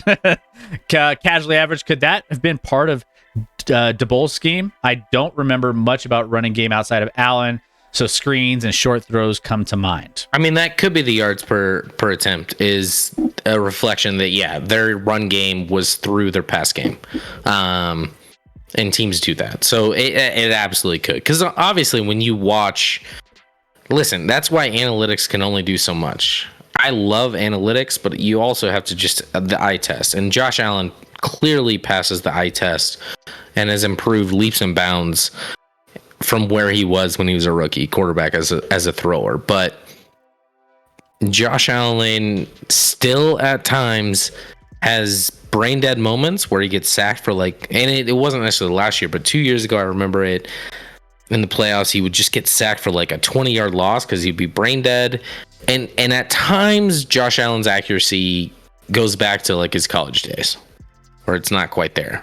But man, he was very, very good in those 2 playoffs. I mean, staying very, very good is underselling how good he was in the playoffs last year. He was incredible. It's only a game. Why you have to be mad? It's only a game. Why you have to be mad? What's up, JK? How are we doing? What's going on with you? How's your weekend? Let's see. Cole Beasley is a drama queen. Good riddance. Okay, yeah. Yeah, I don't think they'll miss Cole Beasley much. I mean, Crowder, if he stays healthy, can be a similar guy in the slot there. Let's see. I don't get a hype around him. He was trash as OC. First thing I think of when I think of DeBoll is the excuse of 4th and 1 call versus Pittsburgh, fake QB sneak, not negative 9-yard toss after running the previous week in preseason. Yeah. Casually average. This year's a good way to prove this QB development skill. If Jones is even serviceable, then he'd say he's top 15 coach. Talking about Dable. Shit. If we only lose 2 games going into week 8, I'll be planning the Super Bowl parade. Says Moon. Yeah, I mean, that's a promising start. You can't be upset with that. When I see Allen, I see Russell Brick as an NFL player. Russell Westbrook. Oh, yeah, I think he's referencing Westbrook. Explain that more, McDuggets. What exactly do you mean by that? What are we talking about? That Houston Buffalo playoff game? I mean, there was a year where Russell was the MVP of the league. So, what Russell are we talking about? Okay, he says Russell Brick, so not great. All right, so let's break this down. Like, put a bow on this division. Let's get to the NFC East here. But I have the Bills, Dolphins, Patriots, and Jets in that order, finishing out this division. I think Miami will surprise people. I mean, even if Tua is just half as good as he needs to be, they'll be decent with that roster. And I love, McDaniels and what he's bringing into that team. I think they're going to be a interesting. Like I said, time is the biggest thing for Miami. I think they have enough talent to beat New England at least once or twice, maybe this season. They'll beat the Jets twice. So I think that's my order: Buffalo, Miami, New England, New York. What do you got? I have the same order, Chris. Okay. I go Buffalo, Miami, New England, and New York Jets. I think most people really everyone's going to have the same first and last here. And then you could argue on who's finishing second and third between Miami and New England. But otherwise, it's a pretty straightforward division. And there's only one Super Bowl contender out of this division. Yeah. Reckoning has Buffalo, New England, Miami, the New York Jets. Reckoning has Bills going 15-2, which is there's less than 0% chance that happens. What else do we got? Yawn. I'm feeling tired. I'm zipping. Oh well. Have fun there, guys. Okay. Well, we're gonna good night. Let's give McDuggets a nice little J.R. Smith good night and send him on his way. Thank you, McDuggets, for all of the fun tonight. If you want to go McDuggets catch the rest of the stream, we'll be posting this on podcast, Spotify, iHeart, Apple, Amazon, all of those podcast networks. Also on YouTube, we're going to get those uploaded. I'm going to have them all uploaded tonight. Or not tonight, tomorrow. So just keep tuned on that.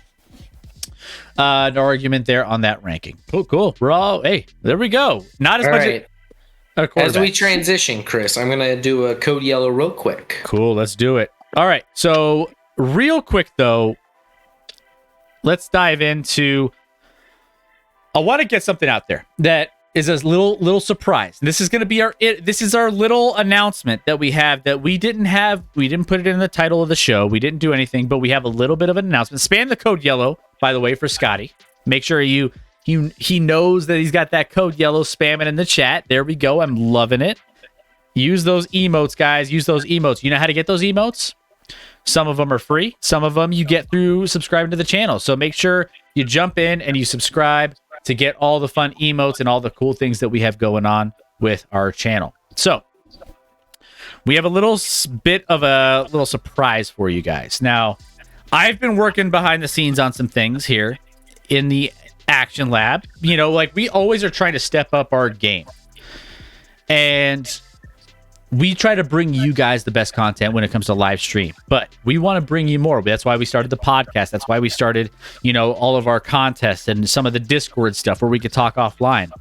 Those are all big time things for us that we want to make sure that we bring you guys value so that you guys can enjoy more and more of the Action Lab as we grow bigger. And, we just want you to be a part of what we have going in our community. So with that being said, I have been working on a little bit of a side project here. Let me see here. Let me pull this up. I thought it was here. There we go. And that is the Action Lab website. We are building an Action Lab website. I'm announcing our website here, Scotty. Yep. And we are going to make sure that you guys have a place to go check us out. It's a work in progress. It's not ready to go live yet, but we are building this out to where you guys can check out our latest podcast. Real quick, Chris, the photos at the top. That's the face you found for me? Oh, yeah. That's Oh, yeah. That's okay. Okay. I'm still working through All right. it. We're gonna have we'll have to mutually agree on that one, Chris. We want to have a hub for you guys to check out all of our media, all the things that we have going on, all in one place.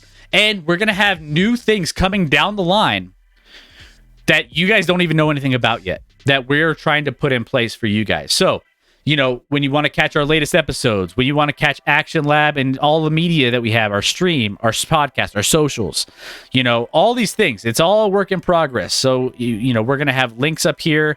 We're going to have our podcast links. You'll know where you can find us on all of our platforms when it comes to Spotify, Google, Apple, Amazon, iHeart, TuneIn, Podbean, all these things. These are all areas where we want to bring you a little bit more value as Action Lab Rats. So, make sure you guys we'll make a full announcement when the site is ready to go, but I'm building this out in the background and we want to have something a little bit more substantial for you guys. So there you have it. Little announcement. Wanted to tease it in there so you guys can have something to get excited about. Hopefully you're excited. Hopefully this is something that you're interested in. So it's on its way. It'll be here very soon. I'll give you the URL for everything. I'll give you everything you need to know. Once we start doing competitions, that could be another tab in there, Chris. I would think we'll have YouTube videos in here. Standings with our NFL pick'ems and fantasy football and things like that. That you can click on and check out. We'll have live standings of where each contest, a contest tab where. That's what I meant by competitions. Yeah. Yeah. So a contest tab where you can check in where your ranking is on fantasy football. We'll have the standings and stuff. So this will all be cool stuff for you guys to check out eventually once we get there. So wanted to share that with you. Nice little surprise that, has been in the works, but we will get you that very, very soon. So can't wait to have that all completed. So there, boom. Hope you like it. Casually average. The chin. I don't even know. Do I have a predominant chin? Scotty, let's be real. What face would work for the site? I don't know. I'd like maybe Ryan Reynolds' face supplanted over mine. That would work good if we could do that. But Chairman supports me. He's like, it's a fair point. If he had another face, why would he go with that one? Yeah, we'll get there, guys. It's a work in progress. Maybe once during a show I've had a normal looking face. Maybe. Scott, where's your Action Lab garb? He's got plenty. I got some. Yeah. I rock it. I rock it on some shows. And that's another thing we'll be putting on we'll be putting our store on the website, so you guys can access the store whenever you want. Literally, it'll be your one-stop shop for everything Action Lab. And then we're also all right. We teased it. We're going to have some other content, some exclusive content. If you guys would be interested for, exclusive NFL draft, fantasy draft guides, official, things like that, where, you can, sign up for through a newsletter or maybe some instant reactions. Sometimes news hits and it'd be productive for us to hop on and do a quick VOD or whatever, but to get in that VOD, maybe you got to be a member, Exactly. Or let's say we want to get we'll do random Zoom calls and we'll hop on a Zoom call with you guys just offline and just talk with you guys and have a good time. We have so many fun ideas for you guys that we're going to be bringing up to this brand new level of what's going to come in the next year. We have so much planned. So make sure you guys are here. Hit that follow button so you know when things are happening, when announcements are made. Join our Discord. It means a lot to us, and we have a lot in store for you. So there you have it. Yep. Scott, what is your action? Let's see. Best Canada is trying to have this show go for the next week with this question. Best food among the AFC East: wings, pizza, lobster rolls, and mussels. That is an elite division right there, Chris. I already I'm know not. mine. I mean, I'm not a big muscles guy, but those other three, I love all three of those. You already know what my number one is. That's wings. Wings is my number one. 100%. Lobster rolls, I think, would be number two, though. Lobster rolls. Yeah. Ooh. We don't get good lobster rolls out here necessarily, Chris, but if you ever have good lobster rolls, like lobster roll would probably be my one. Ooh, actually. Really? Okay. But I never eat them.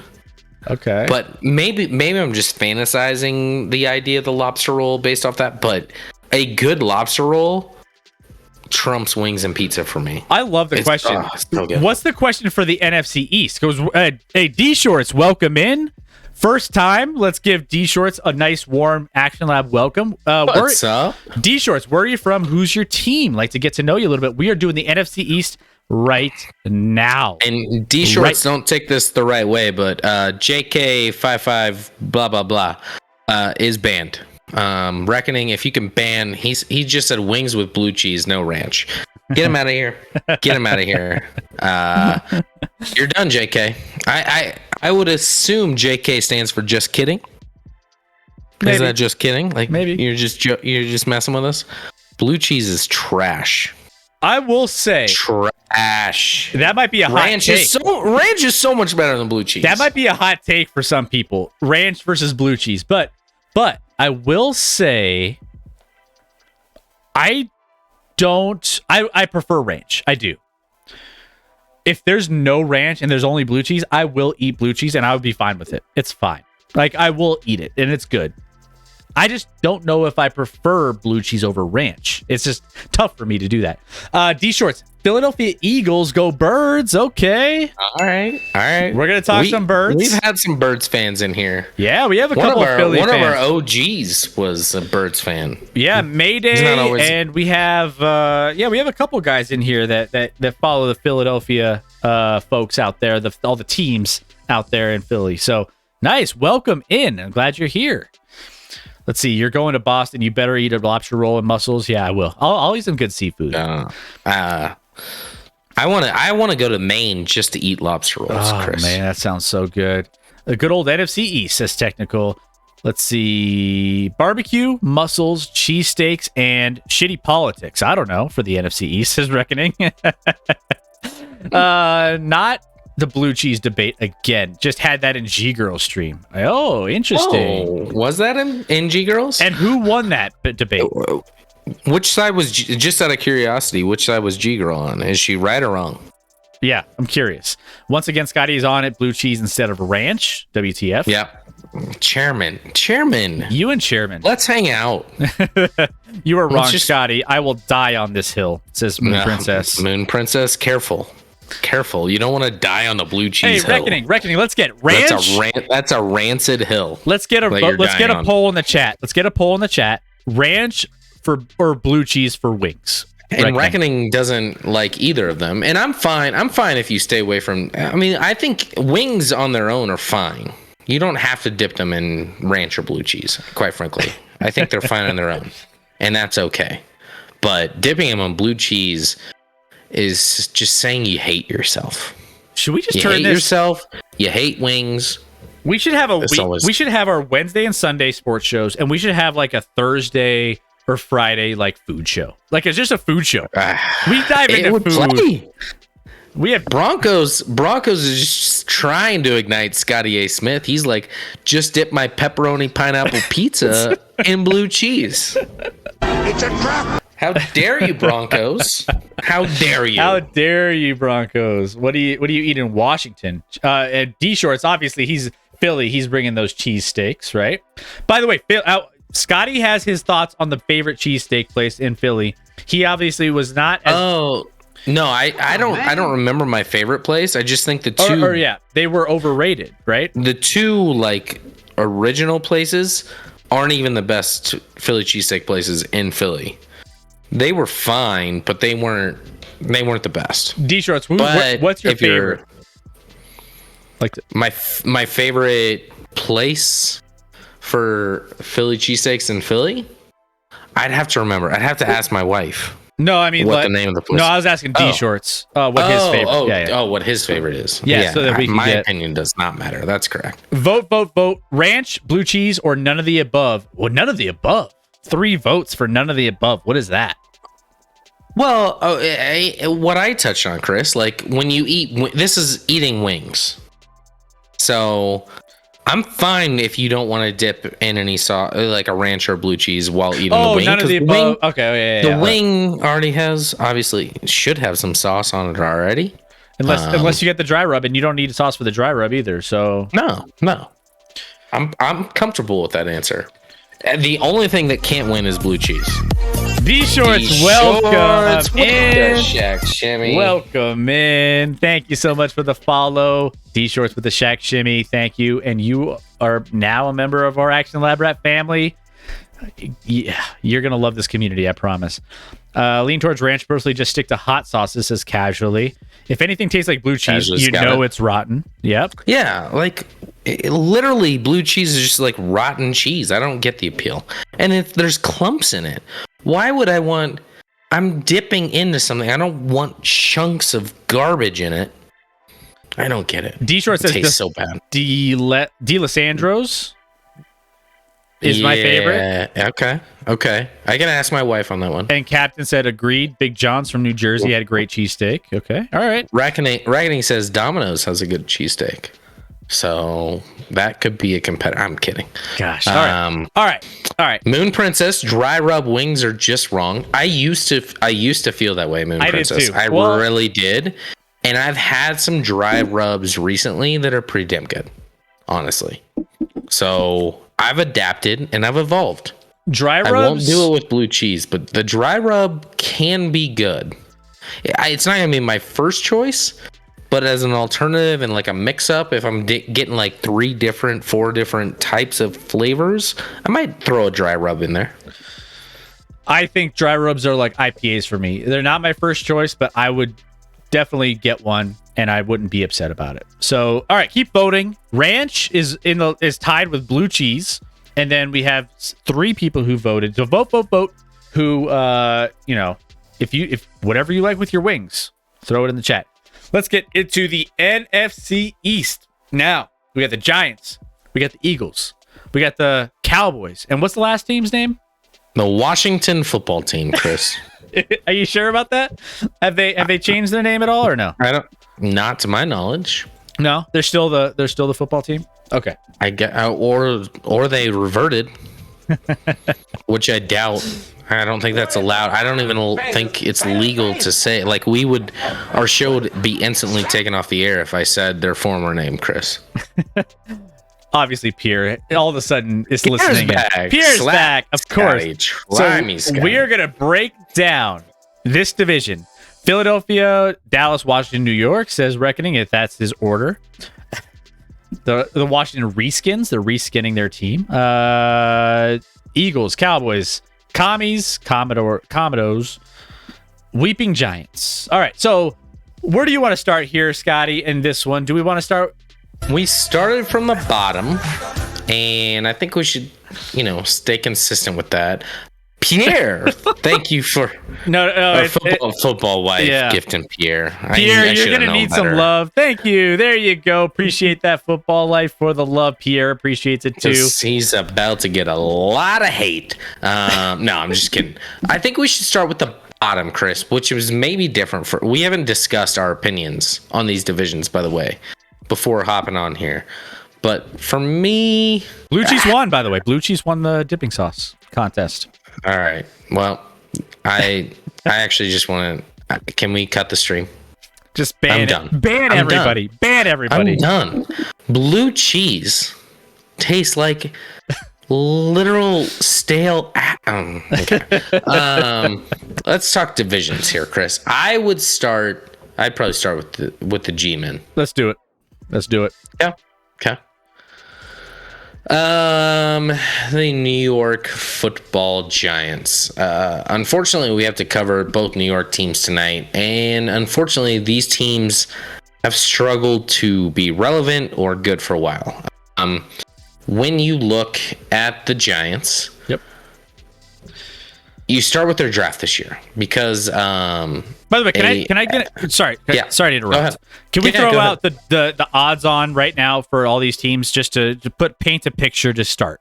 Dallas Cowboys are plus 125 to win the division, so they are the favorites. Philadelphia right behind them at 185. This is according to FanDuel Sportsbook. Then you got the Commanders at plus 500 and the Giants at plus 700. Now, this has historically not been a very good division and not a lot of competitive aspects to, really high level teams. You only have like maybe one team that really stands out over the course of the season, typically. So with that all being said, Dallas, Philly, Washington, and New York in that order according to FanDuel Sportsbook. Okay, sorry. Yep. So I love what the Giants did in the draft. And so do the Cowboys, ironically. So the Cowboys, Jerry Jones released their draft board, weirdly, their first round draft board or whatever, their top. The Giants got both of them. Their top two. So the Cowboys draft board was, I don't know in which order, but it was Evan Neal, offensive tackle from Alabama, and Kayvon Thibodeau, the defensive end from Oregon, 1 and 2. And the Giants were able to bring both these guys on board. So I love what they did. Like, listen, I think Evan Neal's going to be a cornerstone left tackle in the league for a very long time. I love Kayvon Thibodeau's upside. A year ago, he was the number 1 pick in the draft. There's some injury concerns there. He was also, injured during their rookie mini camp stuff. So I'm a little concerned that he doesn't necessarily always stay healthy. But if he's healthy, I love Kayvon. Kayvon's going to be just fine and an elite addition to that team. And they, murdered the draft just based off of adding those 2 players. But here's the problem. That roster is just not good otherwise. And quite frankly, the roster lost more than they gained. They didn't gain. You look at who they signed. Ricky Seals-Jones at tight end. They added almost no one in the offseason. It's like their GM forgot that was a thing you could do. They lost Evan Ingram, Kyle Rudolph, Nate Solder, Will Hernandez, Billy Price, a ton of their offensive linemen. James Bradbury, they had to release. Jabril Peppers at safety was gone. Logan Ryan at DB. So many pieces left. And here you are. The whole storyline, though, for the Giants is Daniel Jones. So we've talked about it with other teams, but Daniel Jones is in his 5th year, headed into this 5th year, didn't get extended, or maybe it's his 4th year, sorry. And it didn't extend to the 5th year option. So this is kind of do or die for Daniel Jones, the Giants. We'll see, you have Saquon Barkley. Can he stay healthy?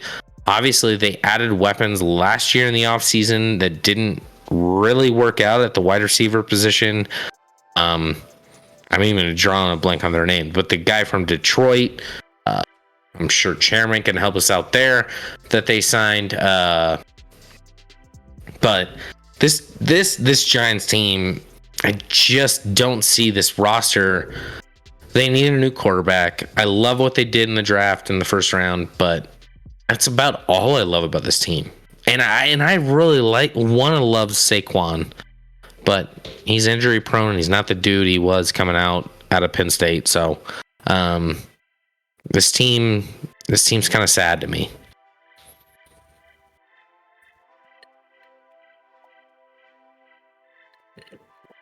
Chris, I think you're on mute. Oh, sorry. Let me dive into the chat here before I get into the Kenny Galloway. Thibodeau was number 1 for Dallas. Says Reckoning. Cowgirls won't win. Bottom line, can the Bull turn Daniel Jones into Josh Allen? And that will not happen. Not that I can see. Agree, says Buffalo Jack. Welcome in, Buffalo Jack. How we doing? Agree, that's what they are hoping for.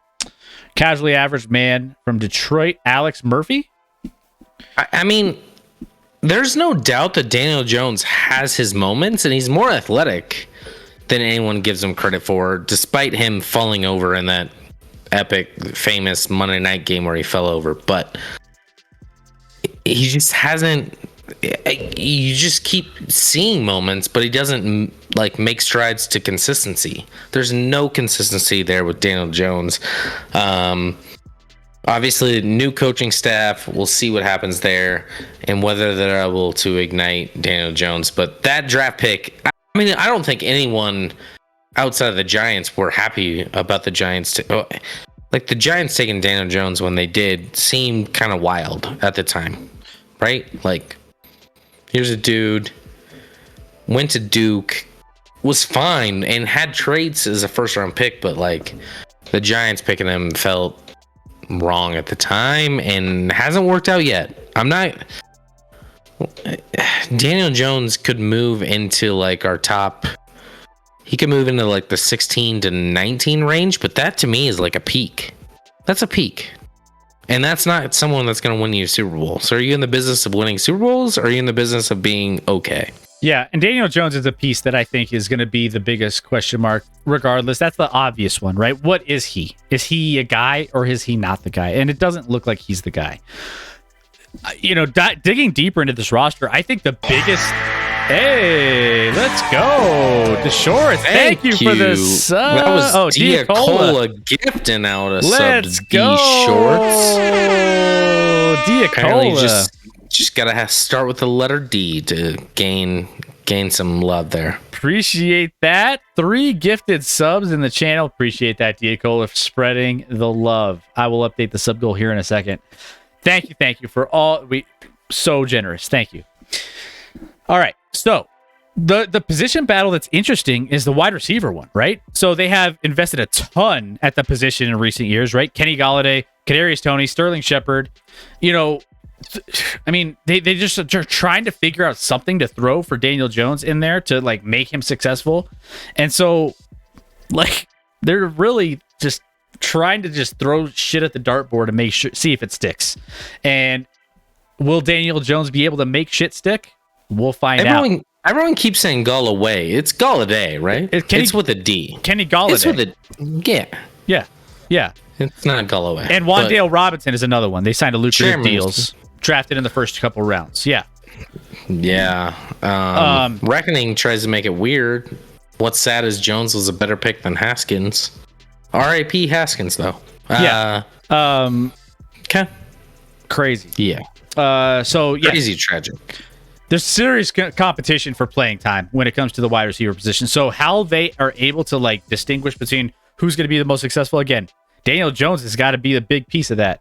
So we'll see what ends up happening there. A big need for them is the secondary. Giants could use veterans at the corner position. Xavier McKinney at one safety spot. Adoree Jackson as their number one. They corner. released Bradbury though. That was like their best corner, but they weren't willing to pay him what he was going to make. So. Yep. And then he joined the Eagles. So we'll see how that affects the division here. But the Giants seem... The Giants... They have the most unknown to me in the division and just the least upside. They have the worst roster in this entire division. Let's just put it like it is. Commanders... And maybe worse quarterback. Commanders... The quarterback play is not great in this division, though. Yeah, you're right. So, yeah, it's going to be interesting. Commanders are kind of a wild card to see like what is going to come out of there. The Eagles crushed the draft, traded for wide receiver A.J. Brown. We'll get to that in a little bit. And then also the Cowboys' offensive line is on the decline, but it's still better than most other offensive lines in the league. So, we'll see how that's going to end up panning out. But when it comes down to it, all those teams that I just mentioned have better rosters than the Giants. So that's why we have them most likely slotted in last. Let's dive into... You want to talk about Commanders here? You want to talk about the Commanders? Yeah. Let's do it. Dive into No, but yes. All right. Pierre's ears perked up. We'll dive into the Commanders. Do you want to start us off on this one, or you want me to go? No. It doesn't matter to me. I think it's going to be... You go. Okay. So... You go. The Commanders... obviously are in an interesting spot as well. So they've made a lot of changes. They've had a lot of issues going on in the front office and, a lot of things happening overall. And it's going to be interesting to see how they navigate this season coming up. So with the Commanders, I just want to pull up their rosters just real quick to make sure that I'm not forgetting anybody when it comes to this one. But I think the Commanders are maybe a third place team, second place team at their absolute best here. Pierre's already upset. He's already setting. They acquired Carson Wentz, right? They have Antonio Gibson, and they have Terry McLaurin. Obviously, Terry McLaurin is a nice piece to have. I mean, he's one of the best receivers in the league, a very dynamic receiver. Curtis Samuel, Jahan Dotson. And yeah, I mean, I feel like they're going to be decent. I think Carson Wentz is the biggest question there where, it's the decision making, right? He can win regular season games, but he always tends to make really game-changing turnovers, or he really tends to, really change the way a game is going single-handedly. We saw, the Indianapolis Colts go into Jacksonville at the end of last season, and that was a big piece of why we're like, oh man, like that's rough, right? You don't want to end a season like that. Defensively, Chase Young coming off an injury, he's going to be able to hopefully get back into the swing of things. But, I think the defense, Jamin Davis, middle linebacker, we talked a lot about him last year from the draft. I think they have a nice little roster there. But overall, I mean, when it comes to the Washington Commanders, there's a few things that, they need. Depth is especially on defense, is a big piece. They're thin behind the starters at linebacker, and the secondary in particular. They have the players to be good at defense, but can't afford injuries.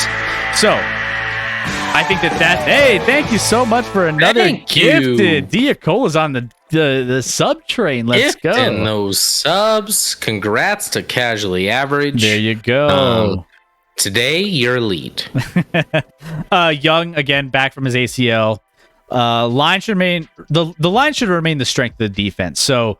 There you go on that. But I still think that if guys get hurt on that defensive side of the ball, we saw it last year, it really shows. So that's the biggest thing that I am looking for. But offensively, I think that Carson Wentz can win games.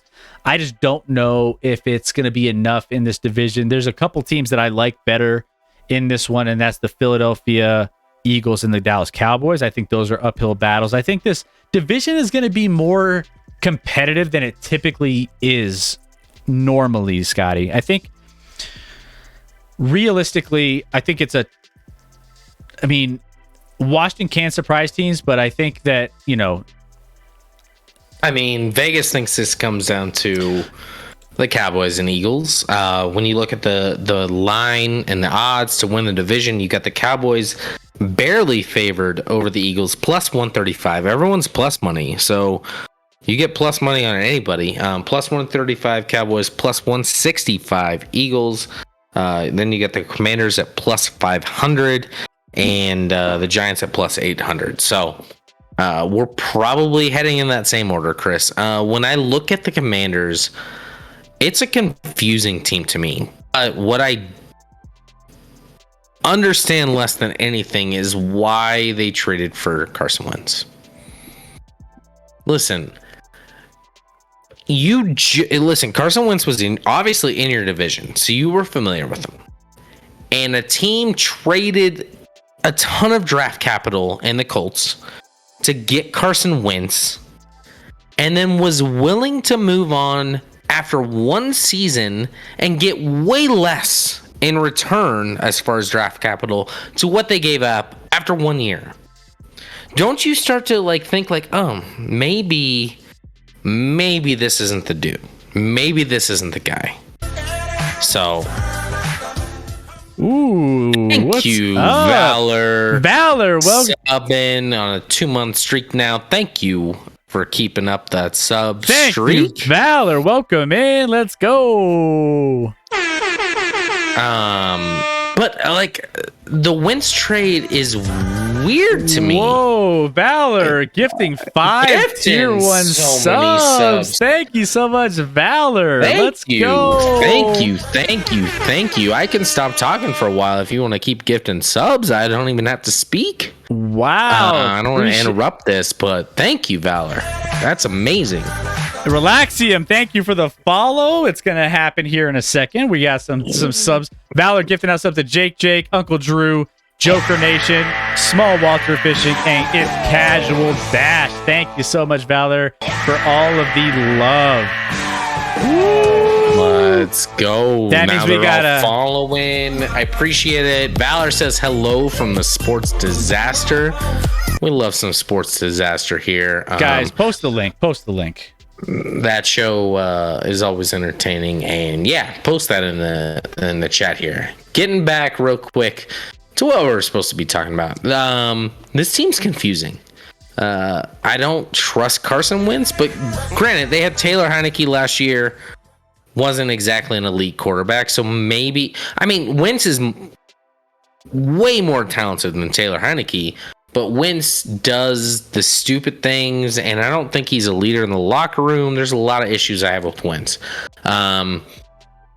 Washington is also weird in the sense that 2 years ago, they made the playoffs. You'll remember that. They actually gave Tampa kind of a run for their money in that first round wildcard game. And not in that game necessarily, but they made the playoffs because they had a great defense 2 years ago. You had elite pass rushers and Chase Young and Montez Sweat. And then all of a sudden, last year, their defense, even when Chase Young was healthy for the first half of the season before he tore his ACL, let this play. It just keeps rolling, and now there's no thing with it. Okay. But Diacola, another Just gifted sub. Thank you, Diacola, for another gifted sub. Thank you for the bits, Chairman of the board. Hey, Chairman, if you want to add a message to it, let it go. We have a level 3 hype train going, guys. Keep it rolling. If you guys want to send some bits, if you want anything, let's go. Let's get it rolling. Relaxium Wentz is a medical disaster, future study material for med students. Everything with Washington on their defense has to relate to that front four. That line with Chase Young, Montez Sweat, Jonathan Allen, and Darren Payne need to dominate. And they should dominate, and they did in the first half of last year.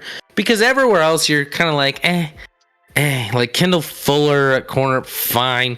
But the linebacking core in the secondary is not elite. So you need that front four to just ball out if you're Washington. I don't see them being talented enough to put up enough points with the defensive line that's been inconsistent year to year. I mean, they went from one of the best defenses to one of the worst defenses within a season. So last year they were awful on defense. So we'll see, Pierre. We'll see. And I haven't even said the comments I think going to piss you off the most. It was more related to some wardrobe situation. But we're all good, Pierre. I love you. Pierre, I blocked one of yours because it was a little aggressive. But hey, we know Pierre. I think honestly, Pierre. All right, Scotty, throw in something you like about the watch. We don't even have to have a redemption. I mean, that front four on defense has the potential to be one of the best, if not the best, in football. And them extending and re-signing Terry McLaurin was a great decision because Scary Terry is an elite wide receiver in this league. Yeah, no, I think there's some nice pieces in Washington. So there's some compliments, and I like what they have at running back with Gibson and McKissick as well. How about that? Yeah, no, see, Pierre, we're giving you some love. You Pierre's fired up, but it's we get it. Seven Sly, what's up? How are we doing? Just because Washington changed their team doesn't mean it changes expectations. Casually average. Remember their defense. Relax. Dr. J made this account for me a while back. Even subbed me before I never even used it. Oh, relax. But here you are. Here you go. Let's go. And where is Dr. J, by the way? We missed Dr. J. It's been a while. We need to. Pierre salty. It's okay. Chat. Don't worry. He's this is how. Pierre, were you even listening as I gave some compliments? Yeah, we gave some good compliments for Washington, Pierre. It's all right. Yeah. Pierre always has some rational thoughts in the moment. All right. So Pierre, just take a breather. Have you ever had those breathing exercises? In through your nose, out through your mouth. That's all. Just there we go. Yeah. All right. Yeah. All right. So there you go. Washington, live and die LA. Go Rams. All right. Cool. Rams. You're happy about your Rams. Relaxium. There we go. Speaking of, yeah. Speaking of Pierre, maybe try some Relaxium and just relax a little bit. RELAX. All right. Let's talk about the Eagles now. Philadelphia Eagles coming in here. Now, the most intriguing battle, I mean, they made a lot of changes here in Philadelphia, and you have a nice little battle at the wide receiver position. AJ Brown, Devontae Smith, number 1A and 1B, respectively, from there. From there, it gets interesting because you got, some guys that can really offensively make something having Quez Watkins, Zach Pascal, there's undrafted rookie Brenton Covey is in there in the mix too. So there's a lot to like when it comes to, a lot of their offensive weapons. Jalen Hurts is coming off a nice little end of the season last year, right? I mean, they did have, and we talk about this a lot, they had a nice, easy schedule to coast into the playoffs, right?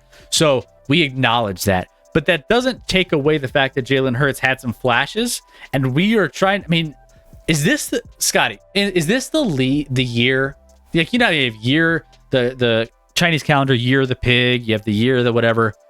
Is this the for the NFL, this is year of who is my quarterback? Like, there's a lot of quarterbacks in this situation. Like, what is he? And I think that this is of all the quarterbacks, I think he has a lot of upside moving into this season. Definitely from a fantasy. If you talk about fantasy football standpoint, I really like what Jalen Hurts brings. He's got a lot of weapons to work with. He, is very good when it comes to, just racking up fantasy points.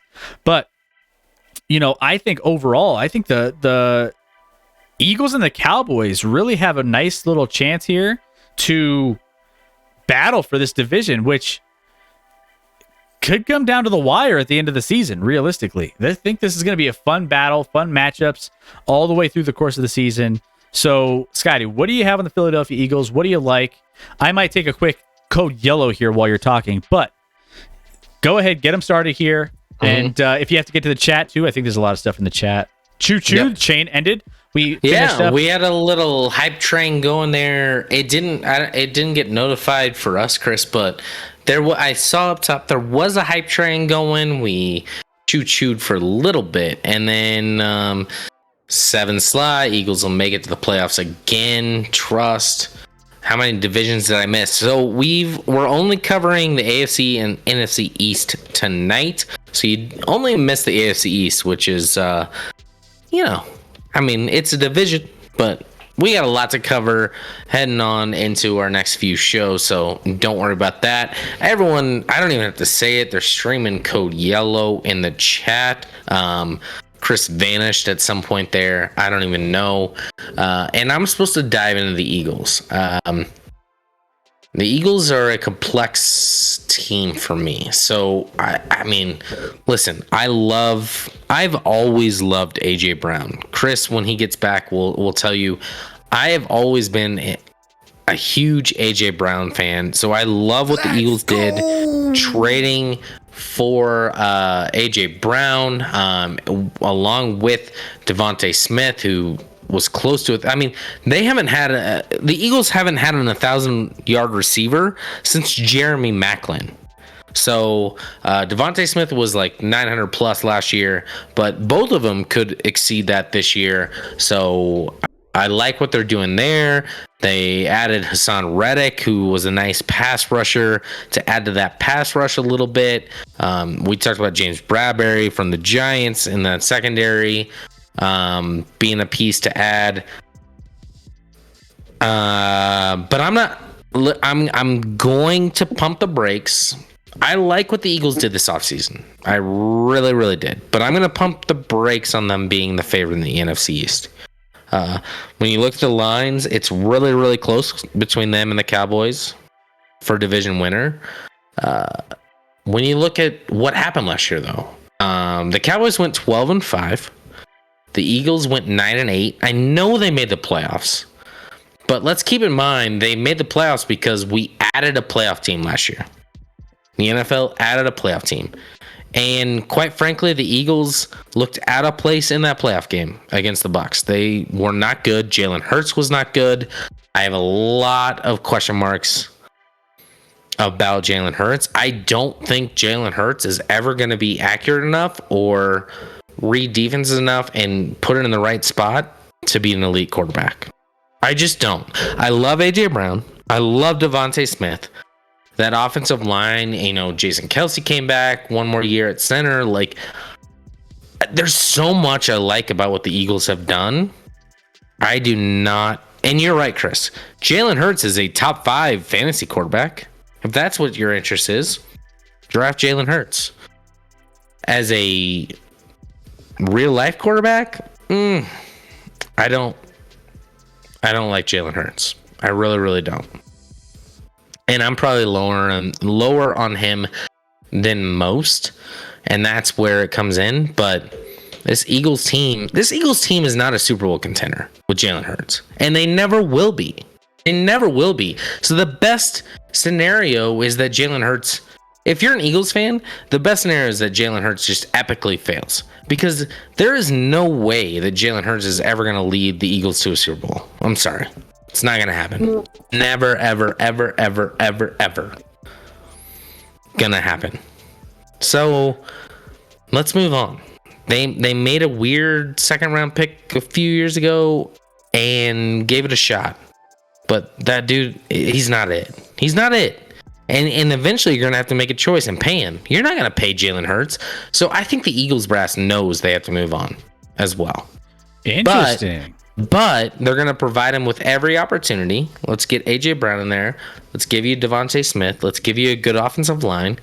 And quite frankly, a pretty good running game. And let's see what you can do. There's no excuses for Jalen Hurts this year. If this offense isn't really, really good, it's on Jalen. That's it. Yeah, and again, that's the biggest question. We've mentioned it for a ton of quarterbacks. That's why I say like this year is a big time question of who is my quarterback? Who do we have back there, and what can they do? Because I mean, we've already talked Tua, we've talked Jalen Hurts, we've talked a lot of these guys that it's just like, well, we don't know what we got yet. We're trying to figure it out. This is the year. So it's his second year as the full-time Philly starter. So, he needs to succeed. He has all the tools he needs. A.J. Brown, obviously, was the big one that, happened on draft day. Hurts is only 23, right? He led the Eagles to the playoffs in 2021 with a 9-8 record, finished among quarterbacks in yards, like first in yards rushing and rushing touchdowns. And he's 26th in completion percentage, which that needs to step up. You can't win anything with a completion percentage 26th in the league, 61%. So you have to minimize those connections, the deficiency with those missed connections, and you have to see what you got. So Hurts was replaced in college, Chris. Do you remember? I do remember this. Yes. Yeah. And who was he replaced by? I honestly I can't remember. Who was it? Tua. Was it Tua? Oh, it was absolutely Tua. Ooh. And someone, I think it was Reckoning Up Above, was like, oh, yeah, Eagles are like the Dolphins. Everything depends on their QB. So you have a QB that was replaced by a younger guy in Jalen Hurts to Tua. Because Tua was the better thrower of the football, and that's what replaced Jalen Hurts. And then he went to Oklahoma and had a good year as his final transfer year. But, yeah, super interesting to see the comparisons between those two teams, and it's the same reality. A really, really good roster that is dependent on this quarterback that maybe isn't it. Maybe not going to work out.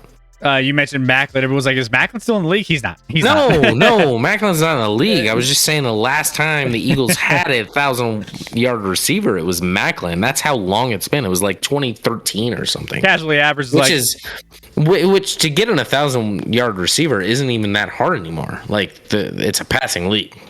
He's like Jeremy Maclin, Deshaun Jackson, and LaShawn McCoy were all on the Eagles at one point. Yeah, that's kind of crazy. That's a nice little when they were in their prime. I mean, Andy Reid is coach. What a good team. What a good team. By the way, Donovan McNabb, one of the most overrated quarterbacks of all time. Ooh. He was made by that roster and Andy Reid. Let's see what else. At least he has the chance to be the best quarterback drafted out of Alabama playing this season. Or played for Alabama, says relax him. Yeah, I mean, Alabama does not have. We'll see what Mac Jones does. You got Tua, you got Jalen. Alabama's never had, at least in this day and age, like they dominate college football, but it's not because of necessarily like elite quarterback play. That's not really Nick Saban's thing. He'll just out recruit you on like all the other positions and the dogs. Like you get the elite wide receivers, the elite running back, the elite offensive line, and the quarterback doesn't even matter. It doesn't even matter anymore because you're better at every other position on the offense. Yeah. All right. Before we get to the last team in this NFC East division, we are going to talk. I'll be right back, Chris. Yeah, go ahead. We will spam code yellow in the chat for Scotty one more time. I think we should be good the rest of the night. I think that we should be able to get through. That's 2 each. So I think we're good. It's code yellow in the chat. I won't calm down until the haters believe in Washington. Well, Washington's going to have to prove it to us this year, Pierre. They're going to have to prove it to us. So, and we're not hating on Washington. We're just telling it like it is. And here's the thing. Can Washington come out of nowhere and be big time, force in this division? It's not, it's tough. It's tough. The answer probably is no this season. That doesn't mean we're hating on them. Like, just give your boy some time. Give your boy some time, Pierre. Don't force me to believe in what you want. Yeah. It's tough, man. I'm sorry. Hey, Pierre, let's we're all family here, all right? So hey, again, we're all here. We're having a good time. We're talking sports. Let's just keep it chill. We're all part of the same community. It's like I said, whenever we get fired up, we do get fired up at each other quite a bit. It's fine. It's fine to get fired up. It's fun. I could hear it. Did Pierre get inappropriate again? No, he's just calling out. He's just, So yes, he's just calling out other people, and it's like, hey, we're all big family here. All right, we're fine. Just it's like Thanksgiving dinner. I make this analogy all the time. You always get in arguments on Thanksgiving with your family. Things get heated. You talk about politics, whatever, but you still love each other in the end, right? That's how we do it. And Relaxium, to his defense, he's a fiery guy, and he's been a part of our community for a while. But it's sometimes he just gets a little fired up. So bear with it. Appreciate all of you guys in the chat. You guys are all incredible. Thank you so much for being here. And Pierre wanted us to be all about Washington or else. Well, it's kind of tough to do that. Shockingly, shocking. Nothing new. Let's so before we get to this, we have a little Project One Runway segment coming up here next, talking about some of the fashion coming into the next season of the NFL. You guys might have seen some of the alternate jerseys and uniforms. A lot of helmets. No, alternate helmets are the thing this year, Chris. It is, and I love it. And we're going to get into our favorites. So we're going to have fun with it here, and we're going to enjoy some of the walking down the runway with some of these uniforms. So make sure you don't go anywhere.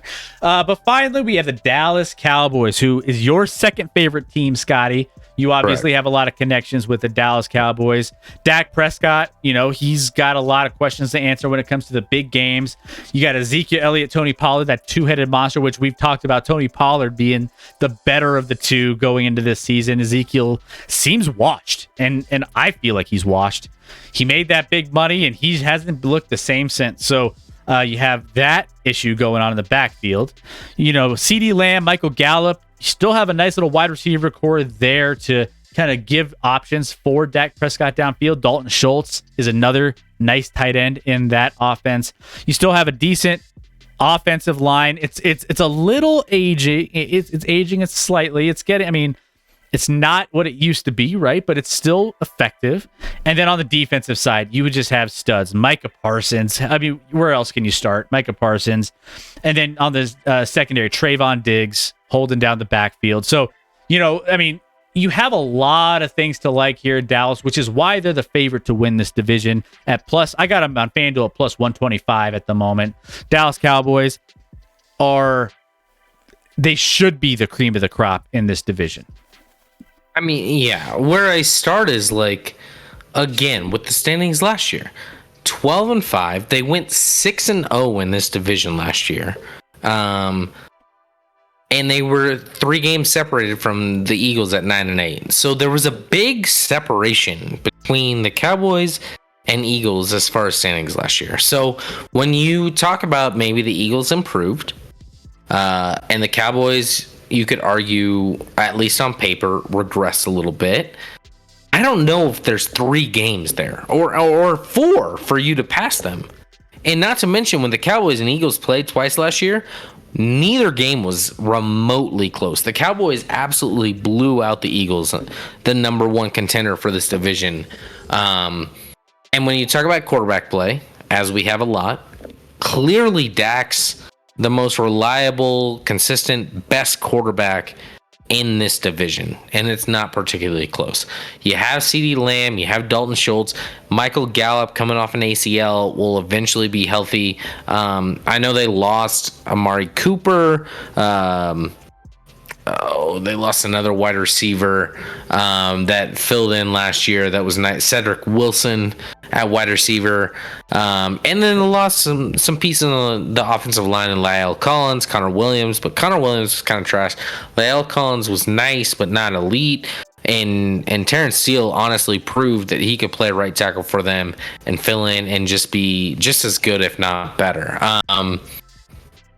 As far as the passer, listen, the defensive side of the football, I think offensively, this team's going to be fine. I think they need to realize, as I've mentioned before, that Ezekiel Elliott should not be the workhorse, and you have a better running back on your roster than him, and you got to figure that out. And Tony Pollard is your best running back. And how you finagle that when you're paying Elliott all this money that you shouldn't have paid him in the first place, I don't know, but I don't care.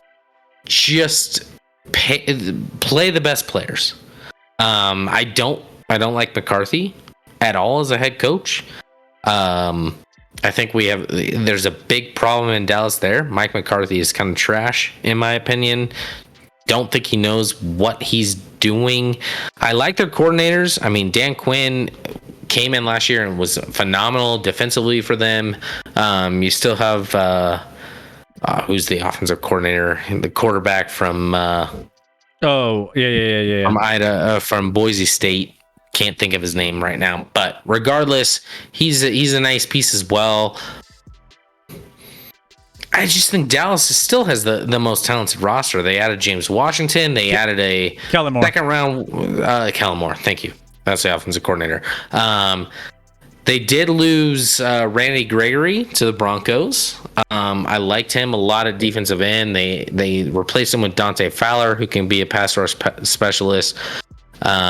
Drafted Tyler Smith in the first round, an offensive tackle that'll probably start at guard for them this year. So you talked about the aging offensive line, but they did take an offensive lineman in the first round this year that'll probably start at guard and eventually move out to tackle when he's ready to go out there, because he's out of Tulsa. So he's a little, hasn't always faced the top competition. But this team has way more talent and way better quarterback play. So, I mean, I still feel like Dallas is the cream of the crop in this division. Do I feel confident that anyone is going to compete for a Super Bowl in this division? I don't. Thank you for the Shaq Shimmy, Commanders fans hater. Who is that? Guess who has an alt? Guess who has an altitude? As I read it aloud, I was like, I no longer want to say thank you. Welcome back, Pierre. He found a loophole in the system. He could just create more and more accounts. APC, what's up? How are we doing? What else do we have in the chat? Why not? Tell me, guys, because most people hate the Cowboys. So why shouldn't the Cowboys be the favorite in this division? So I think their secondary is a little overrated. I like Diggs, but Diggs is more a turnover guy, but he gives up plays as well. Diggs reminds me so much of Marcus Peters. And I'm not saying this is a bad thing, but there's a correlation to, yes, you create turnovers and you create big plays, but you also give up big plays, which is a lot like Marcus Peters to me as a Chiefs fan. I didn't even bring up Micah Parsons, though. Let me talk about Micah Parsons. Micah Parsons is going to be the best defensive player. Like, if moving forward, if any team had the number one pick in a free agency draft and every player was available and you had to take a defensive player, Micah Parsons would be the pick. That's how good Micah Parsons is. Micah Parsons was one of the greatest rookies I've ever seen. He can rush the passer. He can play. He's insane. In run stopping, he's insane. He can cover. He can do it all. Micah Parsons is elite of the elite. He's so good. Like right now, even not moving forward in years to come, I would call him 1B to Aaron Donald. That's Donald, how good I think he is. And he's a very different player than Aaron Donald, but he's that good. He's that good. Micah Parsons is so damn good. And the thing with Micah Parsons is like he's almost to the talent level of like you tune in to watch him play. Like not a lot of people tune in to watch a defensive player play. You tune in to watch Micah Parsons play defense. Like when the defensive your team Dak goes 3 and out, it's kind of like, oh, I get to watch Micah Parsons play now. And it's like, that's when you have that kind of a vibe, He's different. You're different. Yeah, exactly. And I did not know that. When he got drafted by the Cowboys, I was like, all right, I know this dude has some talent, but like, I had no idea what he was going to bring. And he brought, I mean, it's insane. I've never seen a rookie that good on the defensive side of the football. I really haven't. I've never seen a rookie that good. That's how high his upside is. So a couple things here with the Cowboys that kind of worry me a little bit. One, Mike McCarthy, I think, is one big piece that just is always going to be. Sure. I don't trust how he manages games. So that's, I mean, coaching matters in the NFL. And I mean, we saw it in Denver last season where, we just didn't use timeouts and we didn't do, I mean, that's all coaching stuff. And like, you didn't manage the game properly.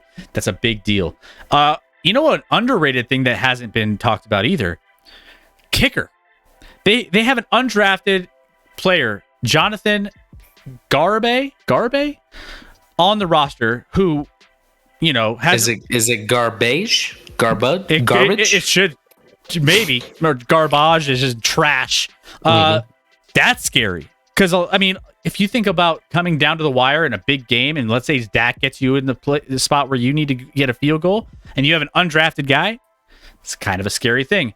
Also, depth at wide receiver. You have Lamb, you have Gallup, but like, I said it earlier about another team about the defensive, or just depth in general. One of those guys goes down, and all of a sudden, you can take out, like, let's say, Gallup goes down and all you got to do is throw, a lot of coverage at Lamb, and then you have to have the other guys beat you. Like, are they good enough? And can they step up? Like, those are three things that kind of are on my radar when it comes to watching these Cowboys. Otherwise, I like what they're doing, and I think they should win the division. So otherwise, I think they're in okay shape. I think Dak needs to just prove that he can win games, and I think he can do that. So Dak needs to prove he can be good against the elite of the league. That's his biggest flaw. He went 6-0 against this division last year because they're not the elite. That's why I think Dallas still wins this division. I know some of these teams made strides, especially the Eagles, but I still don't think they're there. And mostly because of Jalen Hurts. Yeah. If you said straight roster, I might take Eagles over Cowboys. But when you have Hurts versus Dak, give me Dak all day. So I'm gonna get to the chat here in a second. Actually, let's get to the chat now. ABC says obviously he's a Tom Brady guy out there at Down Under. He says Cowboys are shit. Reckoning McCarthy, Prescott were too busy bitching about the refs and realized they weren't went wrong with the team. Parson is insanely good. Mandalorian, welcome in. Cowboys will win the division. Yeah, that's I think a consensus. What we think. Actually, no, not a. There's a lot of people, a lot of big time major outlets on ESPN and Fox Sports picking the Eagles. I think they're overvaluing some things, but I still think the Eagles will be good. Reckoning, wide receiver core got weaker. Offensive line got weaker. Diggs is going to continue to get burned, says Reckoning. I mean, some of that's fair, but I don't actually think the offensive line got that much weaker. Maybe less depth, but I don't think the performance is going to be much worse. Now you need help from it. Like Tyron Smith needs to stay healthy. And a Mandalorian followed it up by being like, Scotty actually had something like, it just moved off my screen, Chris. Like Scotty had something to say worth value. Wow, Mandalorian. And here I thought we were friends. I'll take Philly because as long as Hurts is decent, Philly is overall the better team on all fronts besides quarterback. Not all fronts. Philly's not a very good team. Everyone's hyping Philly, and I don't. Do you remember when Philly was hyped when they were like adding like Nnamdi Asomugha, and they were like, "This is the dream team," and then they just fell flat on their face? I feel like sometimes Philly gets hyped for no reason. Listen, I love the AJ Brown ad. Outside of that, they didn't really do anything. Hassan Reddick, okay. A pretty good pass rusher, maybe, but not elite. What do they really do? They didn't do anything outside of that. So this hype is a little unwarranted to me. Crazy, yeah. So, all right. So let's break down who we have finishing in this division in order. Scotty, I went first last time. I think we're going to be on the same page this time as well. So it sounds like, all right. So we'll just be consensus. I got Cowboys winning it just barely over Philadelphia. I think Philadelphia is going to give them a run for their money in this division. I think Washington, they might be a little bit close behind Philadelphia, but I think, the drop off after those first two is a little bit more substantial. And then you got the Giants, just an absolute dumpster fire. They are the worst roster in this entire division. The Giants won't be anything this year, and they have a lot of work to do. They need to find the quarterback. So, Scotty, you were in agreement with that? I agree with that order. Okay. All right. Hey, Human Juke, welcome in. I know we've rated you a couple times. You playing that music over there on your channel. Thank you for popping in. Hey, Reckoning, can we give a shout out to Human Juke? He does fantastic, fun, entertaining music stuff going on over there. He's got, every time we rate him, he's always got some sort of he's got the keyboard going. He's got all sorts of crazy stuff going on over there with his setup. So go check him out if you haven't already. Amazing. I can't wait to go check out his channel again. So yeah, there you go. Thanks for popping in and joining the channel. Let's go. Reckoning, Philly wins at 10-7. Dallas makes a wild card at 9-8. Why is Dallas losing 3 more games this year than last year? Why? Can we go? There's no way their roster's 3 games worse than last year. Hold on, let's look at the win totals real quick. Let's look at win totals for Dallas. Let me see. Right now, Dallas is at 10.5. Over under 10.5 is and they're plus 105 at 10.5. So 9-8 is pretty bold. Hey, Chairman, thank you for the gifted sub to Human Juke. Let's go. Appreciate that love. Oh, actually, sorry. The alert came up. Appreciate that. Let's go. A lot of subs coming in tonight, guys. Appreciate all the love. Let me update the sub goal counter. There we go. Guys, 45 days, 16 hours, 4 minutes, and 44 seconds left until NFL season. And we are just getting started with all of our division previews here. So hyped. So were you going to say something about the Dallas win total? No, I was just looking for it. Haters. Thanks, Pierre, for the bits. Hey, we'll see if we're haters by looking at the Washington. Oh no, don't do it. I actually have Dallas at 10 in DraftKings. Dallas is not 10.5, it's 10, and it's minus 110 both ways. It's basically a toss-up call at 10, and I think that's crazy. I like, and Dallas is usually historically like bet way more aggressively than it should be. Dallas is gonna win 10 games this year, guys. That's a push at the worst. That's almost as easy as the Denver is at 10. I knew you were going Denver. Denver is at 10. Denver. That is the easiest under bet in the world because you would never lose money because Denver is not winning more than 10 games. 10 games is Denver's peak. I might have something to say about that. Them at 10 is certifiably insane, and I've already dumped money on it, and you should too. You should too, because the worst case scenario, you get it back. Because they're not going better than 10-7. They're not. There's just no chance. There's no chance. There's no chance. I got Denver winning 10 games. Like 10-7. They could go 10-7.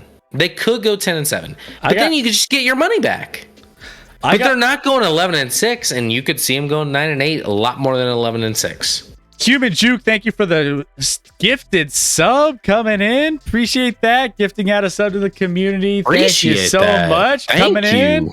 Hey, by the way, Human, who's your team? And I forget who your team is. Let us know who your team is and where you're. I forget where you're located too. Throw it in the chat. I want to get to know you a little bit more. What else do we got here? More subs. Dallas will win in a weak division, says Sirius. Welcome, Sirius. It's been a while. Sirius, welcome. Chairman of the board. Oh, I thought you were saying take the over, Scotty. Right on again.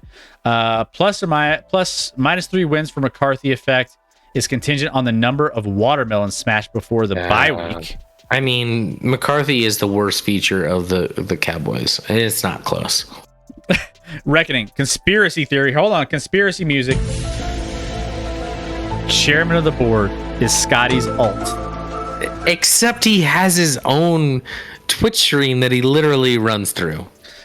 I could see it, but maybe you guys just figure out that Chairman and I are right almost all the time. You guys might not always. You guys might be almost always just alternate dimensions of each other. Just like STG is Scotty gonna pay me if I make the bet and they lose? Wait, what bet?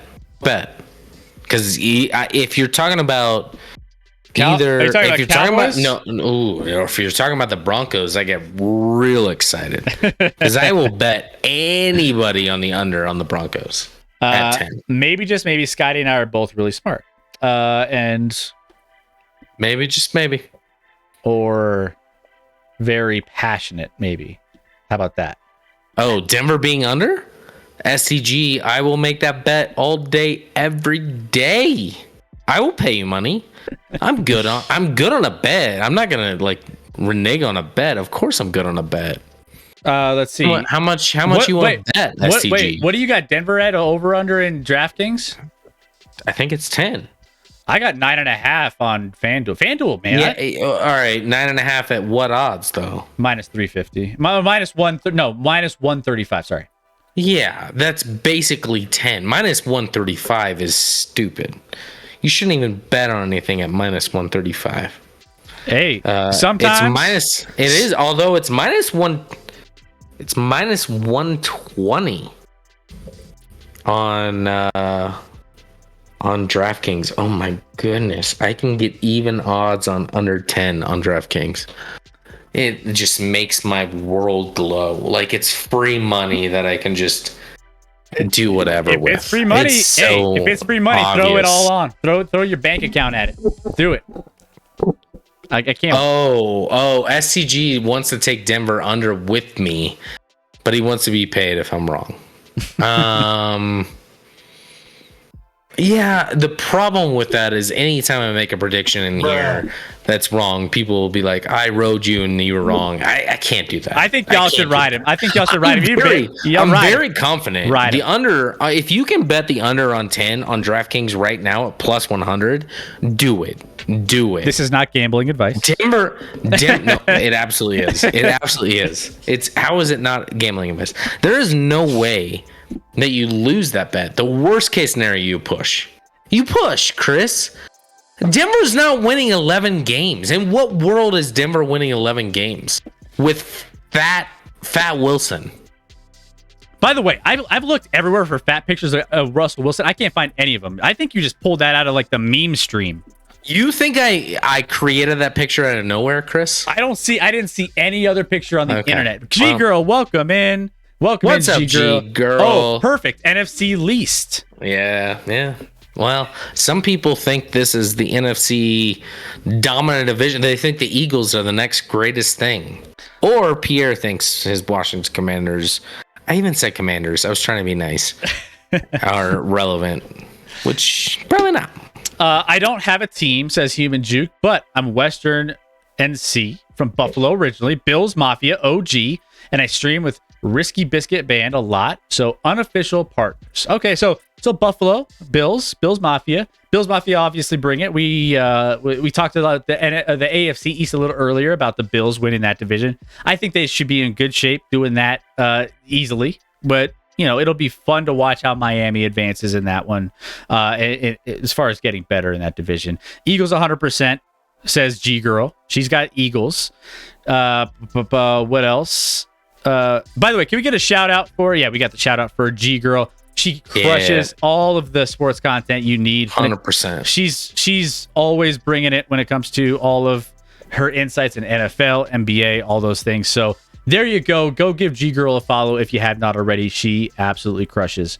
I'm an idiot, though. Stream team dud, says Human Juke. Hey. Either way, man, you crush on your stream. We always love visiting your stream and having fun. So, G-Girl, thoughts on the division list, takeaways? We both, Scotty, had takeaways of Cowboys. We still like the Cowboys. Cowboys. This division was separate. The Cowboys won 12 games last year. The Eagles won 9. And I get you could argue the Eagles got better and the Cowboys got worse. But you could also look at the 2 times those teams played. It was not close in either game, Chris, whatsoever. I'm still taking the Cowboys. It's hard for me. I don't trust Jalen Hurts. I love AJ Brown. I do. I love that addition to the Eagles, but Dak Prescott is clearly the best quarterback in this division, which says something about why we call it the NFC least, Chris, because when Dak Prescott is clearly the best division or quarterback in your division, you're kind of a shit division. It's not. I mean, this has historically been kind of a shit division, right? And so, I mean, this is kind the last, 5, 6, 7 years? Yeah. Is that what you mean by historically? Yeah. I mean, recency bias as far as, teams that are, barely 500 making the playoffs. Outside of Nick Foles leading the Eagles to a Super Bowl, the other teams haven't sniffed a Super Bowl. And, G-Girl, I'm sorry we had to say your Giants kind of came in last year. They're the worst. They have the worst roster, and I'm sorry to say that, but they do. It's a struggle. Danny Dimes, they're trying to throw all sorts of wide receivers at him and try to see what sticks. And it's we're trying to figure out what's happening there. So they have an uphill battle in this division. They are picked to go last in this one, and we agree. But we'll see how he develops this year. Again, this is a season of what is my quarterback? They're tied to Danny Dimes, not at all after this year. They didn't give him the 5th-year option, so he either puts up or they move on and they have some repertoire. If he plays like trash, they're going to have a high pick next year in a better QB draft than this past year. So the Giants have some hope moving forward. They just... this is the year where Danny Dimes has to put up or shut up. Scotty, you forgot the golden rule of the NFC East. No team shall win the division back-to-back years. That's not even remotely true. The Cowboys have won 5 years in a row. What are you talking about? When was the last time the Cowboys didn't win the division? It's been a little bit. It's been less than 5 years, but the Cowboys have won like 4 of the last 5 years for sure. Besides Hurch, how would you rank the Eagles Cowboys side by side? Eagles do have a nice roster. The Cowboys, I still like their roster though. I mean, the deficiencies with the Cowboys, I think, are coaching and maybe some depth when it comes to their wide receivers and things. But I still like a lot of what they bring to the table when it comes to, their defense. They have a lot of nice pieces there. That's just kind of where I'm at with that. Scotty, what are your thoughts? The rosters, ironically, are pretty similar to me. I think their front four on defense is the strength on both teams when you include Micah Parsons in the front four, if you will. The secondary have question marks on both sides of that. You rely on your front four, really. On defense, on offense, I love Terry McLaurin. I'm talking about the Washington football team right now, aren't I? We're talking about the Eagles. The Eagles, obviously, wide receiver. I love Devontae Smith and AJ Brown. That's the top wide receiver core now in that division. James Bradbury, we'll see what he can add to the secondary play. I don't think the Eagles defense is. There's not a ton of elite. They have some aging guys and Fletcher Cox and things like that are nice, but not elite. I think Dallas has more elite guys, but I think the Eagles have more like depth, if that makes sense, on both sides of the football. Dallas, like Micah Parsons, is better than anyone on the Eagles, no doubt. And Dak Prescott's a far better quarterback. But once you remove those two, things get a lot more evened up. I think the Eagles come back a little bit. But I like taking elite guys and hoping you win with elite players. Diacola got 2 little ones to watch. Good night. Have a good night, Diacola. We will see you back here soon. Thank you so much for all the gifted subs and everything else. Let's give Diacola a nice J.R. Smith goodbye in the chat. Dr. J, welcome up. We were asking about you earlier, Dr. J. What's going on? Yeah, still remember what you told me before. It wasn't nice. Yeah. Oh, by the way, Pierre, you thought we were throwing shade.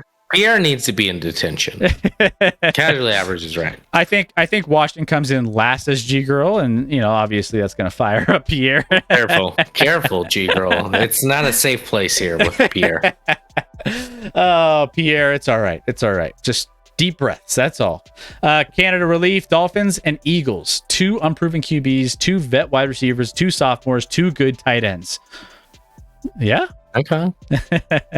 It makes a lot of sense, actually. So, with that being said, there you go. Those are our division previews. Now, we have something fun that we're going to get to next. We have a nice little Project Runway segment here that we want to get your thoughts on. We're going to be going down. We're going to be getting some fashion on you guys. We're going to have some fun trying to distinguish what you guys like from fashion standpoint. And that has to do with some of these helmets, uniforms. Let's go. Scotty's gonna be on the runway. You wish, Dr. J. Maybe one day. I'll hit it up one day. Okay, so we have some alternate uniforms that we're getting into tonight. And here's where my opinion no longer matters. No, reckoning it does, because this is not what you think. I was going to argue his opinion never matters. Oh, touche. I'm just kidding, Rec. Roger. I'm just kidding. Touche. So we have had a rash of releases of all of these new alternate uniforms and helmets. And we want to get your thoughts. We want to see what you are looking forward to seeing. And they're still rolling out. Is every team doing this, Scotty? Or is this like select teams? No, it's up to every team. Right? To do it. Yeah, so the NFL stopped the alternate helmet for a couple of years because of safety reasons with helmets and passing safety concerns. And now they've opened it up again. So that's why the big thing this year is the helmet with a lot of these alternate uniforms. Which is, I like a lot of these, to be honest, but I don't expect a ton more. I was shocked by Chicago today. Well, I'm like, if you're gonna release a new helmet, why not do it on a random Sunday where no one's paying attention? Chicago can't get anything right. The Bears hate themselves, quite frankly. And quite frankly, I'll dive into, I like their helmet a lot, but when they're using their helmet and with what uniform combo sucks. So we're going to dive into this, and we're first down the runway is the Arizona Cardinals coming down. Strutting their stuff. Let's go. Are we doing, like a Price is Right, come on down, like cheesy come on down? No, this is a classy runway model. And we have the dark Arizona Cardinals. All right, so dark Arizona Cardinals helmet here, and we have some, I'm not gonna lie, the black looks kind of nice, man. I'm digging this one. Black looks good. I mean, you get, the black on black when you get your SUV, right? You get, it just feels like that classy vibe. I like this one a lot. The red pops off this real nice. So, Scotty, what do you like on this one? I mean, is this... So, there's a ton to like about everyone loves the black helmets these days. Ooh, and they got the sparkle. Look at that. It's rated super highly. A little sparkle, which you can't always see, with the little red and gold and whatever in there. That's nice. That's a nice touch right there. Now, what I would like to know is, with each team, I would actually like to know what uniform you're using this with. Are you using it with your white, your red here? Like, what are you using it with? What's the color combo that you're using it with? The helmet itself here, though, I like.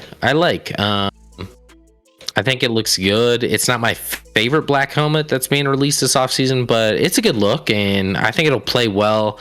It'll be interesting to see, I'm trying to think what it would look best with.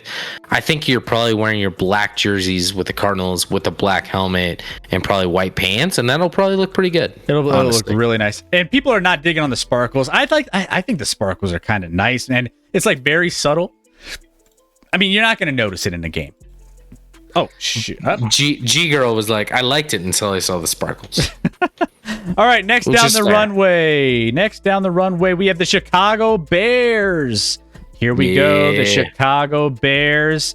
There we go. The orange. They got the orange through. Now, this one, all right, so the Bears, interesting, right? This is, the orange helmet gives me such Cleveland Browns vibes for me.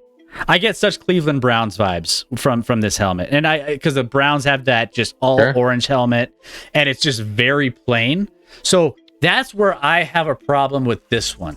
Now, I like what they're doing with the matching of the jersey and everything, but I just think this doesn't really knock me off my feet by any means. I'm having trouble with this one. Is it nicer than, it's a nice change of pace. I get it, but I just get too many Cleveland Brown vibes.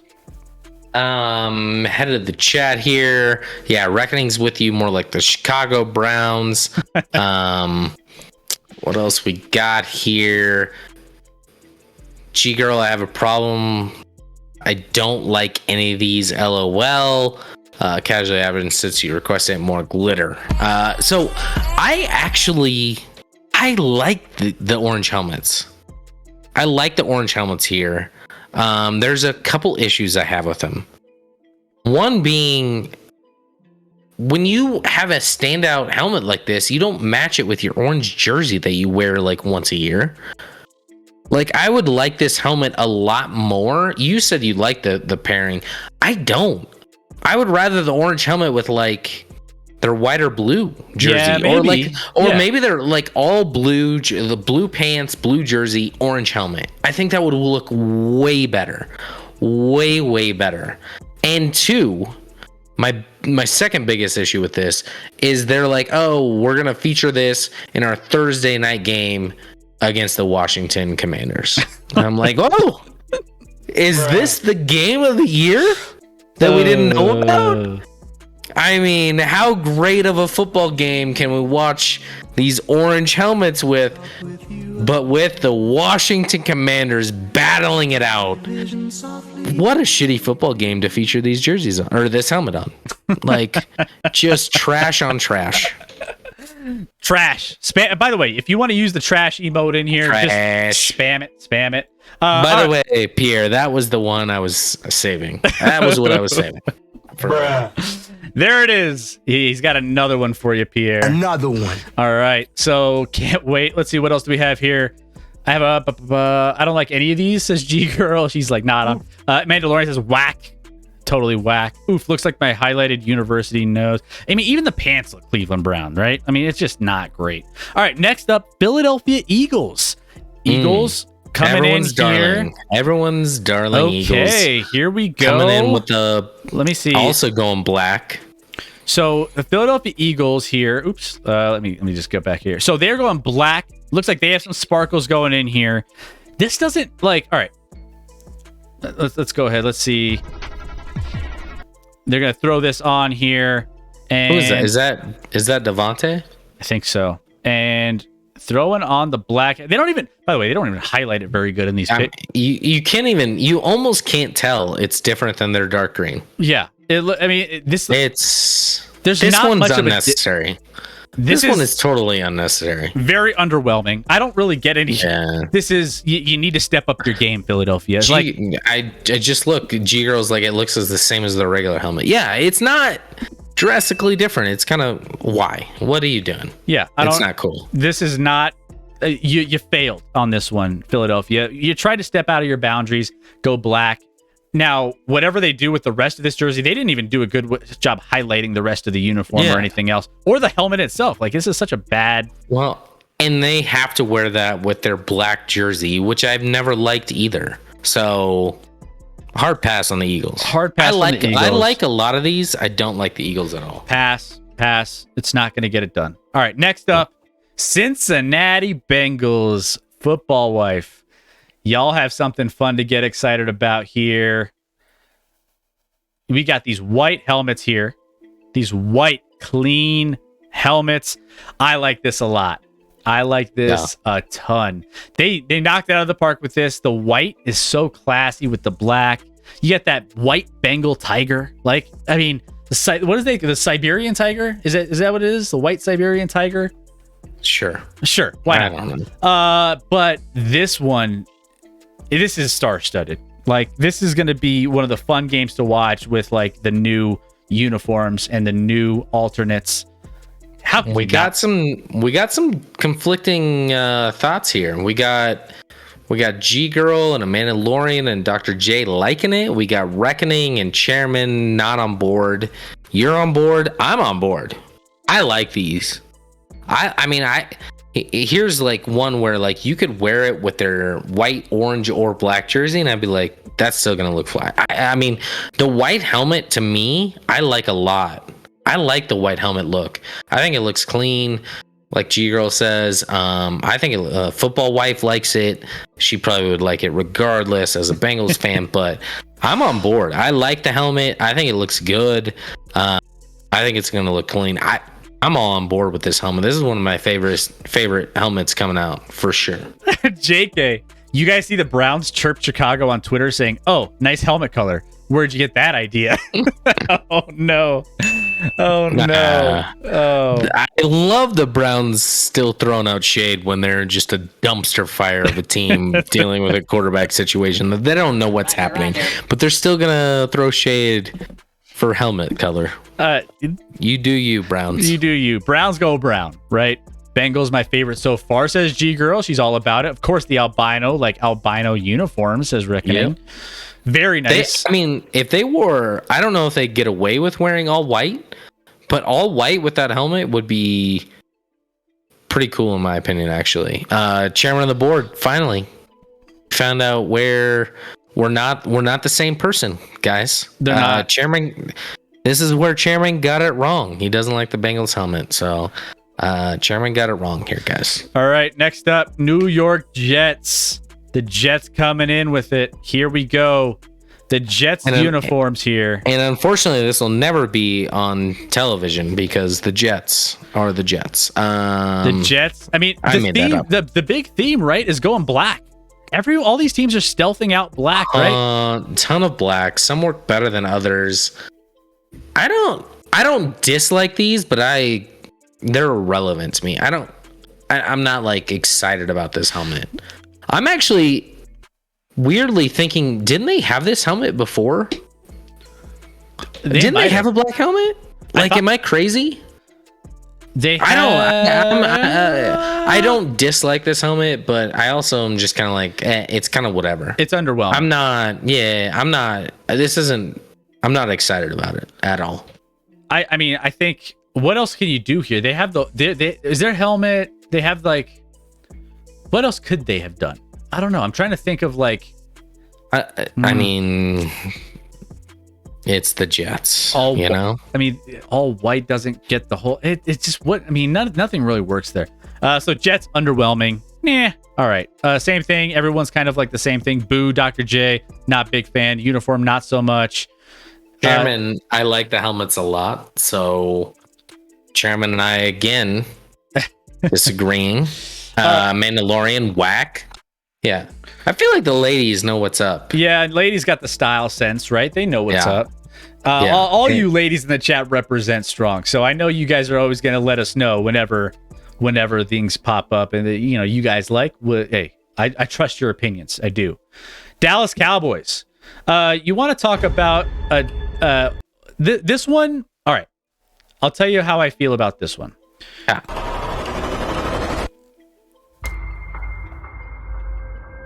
I feel like it's been done. Oh, I was like, did you mute yourself? Or okay, yeah, go ahead. I feel like it's been done. Like, I mean, with this, I we see this every so often. Kind of like they're trying to go old school.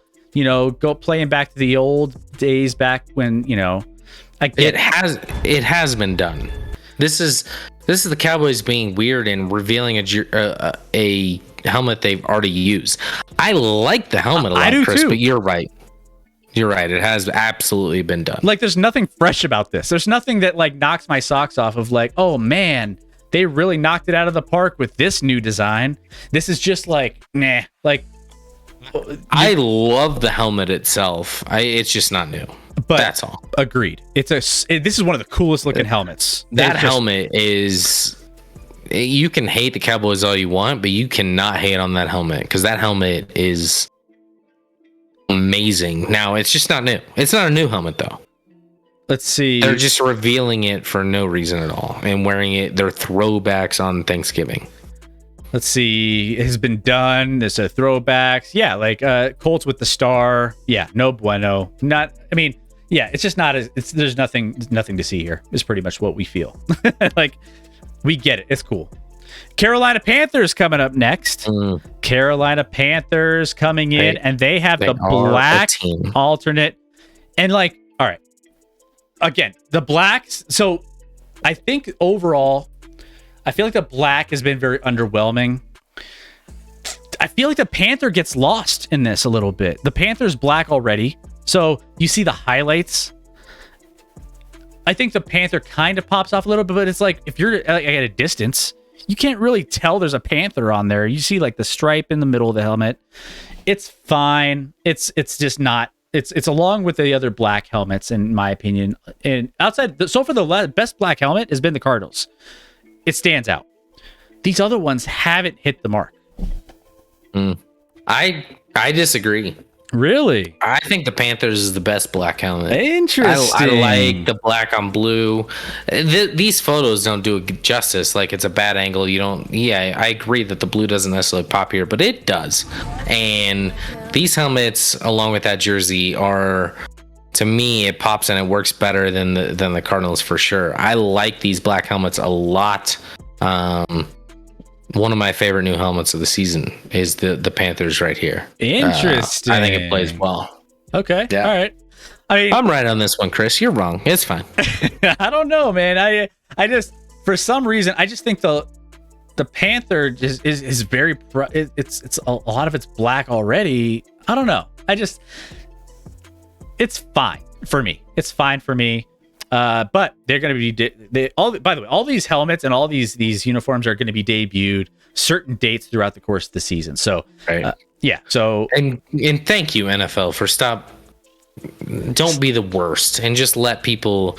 Every sports league is now doing. Obviously, NBA has done it best, Now the MLB is doing their City Connect uniforms, and now you get the NFL mixing up a little bit. It has to happen. It's fun. I mean, and it generates revenue. Maybe not with helmet colors. I get that in the NFL, but it's still exciting and new, and drives, talk and discussion and nothing else. Dr. J, Scotty actually has some style. Of course I do. Is that the first time you've ever been told that, Scotty? No. Oh. I think I got some. I mean, I'm not elite, but I think I kind of know what I'm talking about, especially with like football uniforms. Football wife has a point though. It's because you love Baker so much. That's fair. Why didn't they take photos of Baker in the uniform? Next down the runway, here we go. The Houston Texans battle Reds. Okay. All right. So Houston Texans released their helmet here. And all right, I'm not going to lie. This one looks nice. I like how this one, Scotty, this is a nice one. The way they put these colors together, it's refreshing. It's a nice change of pace from that typical like navy blue or that dark blue that they always have on their helmets. This one stands out to me as one of the better helmets. Just like the colors are so nice. So I'm actually thrown off right now because the helmet pictures I've seen look different than the one right here flashed. The one I've seen is like can't figure out if it's red or orange, and it's like a weird reddish color. I like the idea of the helmet, and I actually think it looks good in this picture here. I agree, Chris. But other ones I've seen pictures of it looks like they can't figure out the color, and it looks like a weird reddish orangish red that can't figure it out, and I don't like it. So I guess it depends on the shot you're getting, but here I kind of like it. But in other shots, I do not like the color of the red at all. If it was a different color red, I'd like it a lot more. And, the Texans are trash. Well, that's what someone said in the chat. I think technical, too bad they're a horrible team. Too bad team. I like this even better if Matt says G-Girl. That could be good too. I would think that would be a sweet matte finish is nice with like other colors other than black. I would use it. Oh, I like it in black. I would use it all the time. I think matte finish is way better than some of these other finishes. Oh, 100%. So, all right, we got rave reviews for the Houston Texans. Maybe they could get a win or two this year and shine in these things. Next up, Davis Mills.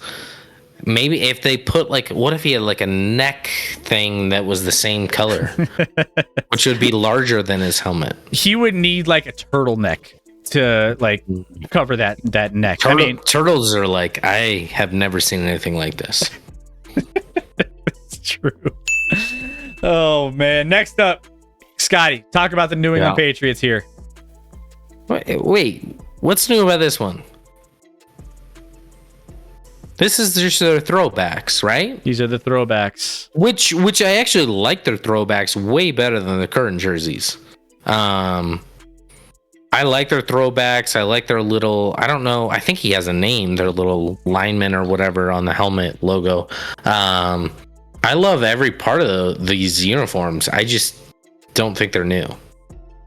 They're not new. So, but no, I'm glad they're able to bring those back, and I think these are way better than the Patriots' normal uniforms. Way better. Wore these uniforms 1960 to 1993, so they're just pretty much retros, throwbacks. So that's all it is. So when you're talking about these new, third, revamped some of these teams are going retro with it, which I think the Giants did the same thing. We'll get to them in a second.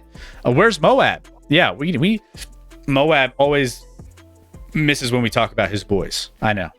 Pittsburgh Steelers Bumblebee uniforms, just reckoning. Those are oof.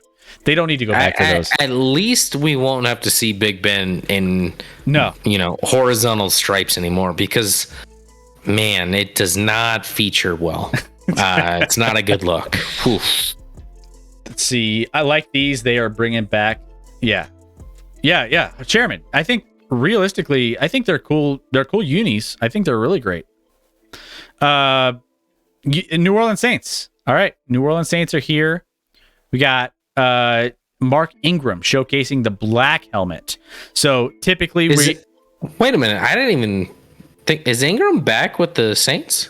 I don't know what Ingram's doing anymore. I mean, if he's featuring the helmets, I would hope he's back with the Saints. Mark Ingram. Where's Mark Ingram right now, guys? Do you guys know? He's got to be with the Saints. He has to be. He is. Why would he be showcasing it? He's with the Saints.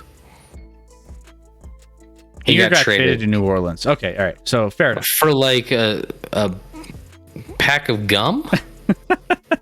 All right. So what did they get in that deal? So he's showcasing. So this is kind of what, the black with the Saints is a different spin on the, the gold helmets. What do you think, Scotty? What do you like on this one? And you can't see it here. Maybe if you play that video, Chris, they get there's got the gold oh, that's nice. Running down the middle. I like it. I mean, I like the black helmets in general. I like that they add a little bit in the middle there. Again, I would wear this with your white jersey, and I think it looked real nice and real clean. It's not my favorite, helmet coming out, but I like it. They should have showcased this without his damn fingerprints all over it. It totally makes the shine of it look all kind of funky. But it has the number 94, so clearly they haven't made an Ingram helmet yet. So I think the black, the logo pops off the black really nice. I think it's fine. I think it's good. I mean, it's not mind blowing for me. I like the little things in the middle. It's okay. It's fine. It's a different take on the normal stripes. So interesting. Let's see who else we got here. He's back with the Saints and owner of a DC United soccer team, says Pierre. Okay, fair enough. I didn't know that. I didn't know he was part owner of that too. People buy it into MLS a ton these days. It's like a thing. It's the thing to do. I heard the Texans got back an autographed Archie Manning jersey. Oh, interesting. That top is killing me, says G Girl. These shorts. Who's your Super Bowl sleeper?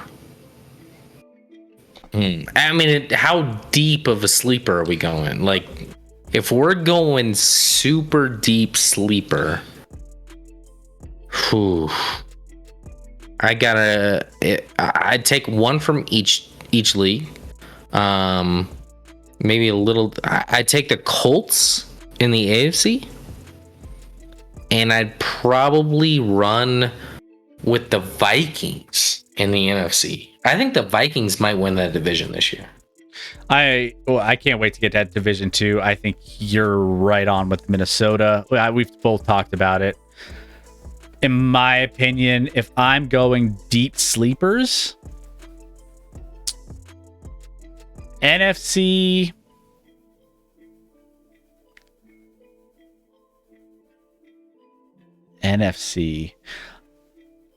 If we're going deep sleepers,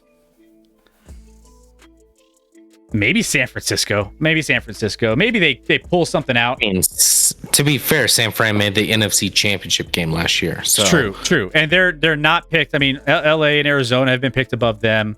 I think San Francisco can be a nice deep sleeper in the NFC. AFC wise, G Girl brings up Miami. That's deep. It is deep. I don't think they have the quarterback play. Yeah. I really, really don't. And the roster's good, very good outside of that, but not good enough to carry Tua. And then if I'm going a super deep sleeper, and I think this is super deep because I think Cincinnati's there at that. Maybe Baltimore is a super deep sleeper that, Baltimore's not even a deep sleeper. I mean, that's not super deep. Well, I don't have them doing anything this year, which is why I think they're deep, but I don't know. Baltimore went 8-9 last year and had everyone injured on their team. Now, I think it's stupid to predict them to win the Super Bowl, obviously, because we've talked about it. Lamar Jackson will never win a Super Bowl, but they're not a deep sleeper.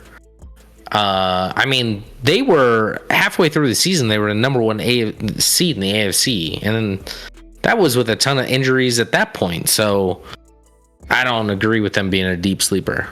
I mean, I wouldn't rank G-Girl, Chargers. I also wouldn't. I don't think the Chargers are a deep sleeper. I think Everyone loves the Chargers. The Chargers are God's gift. The Chargers and Bills are God's gift of football in the offseason this year. So yeah, there we go. Now, and we'll dive into all of our predictions once we wrap up all of our division previews. We're going to get into all our predictions. We're going to see, who we have winning it all. We did this last year, and I actually had the Rams and the Chiefs playing in the Super Bowl with the Rams. I think I had the Rams winning the Super Bowl. No, I had them losing. No, I don't know. I had the Rams winning. Either way, we'll check the tape. We'll check the tape. All right, so G Girls Giants coming up next here. Oh man, going old school here. Yeah. Classic 1980 to 1999 throwbacks.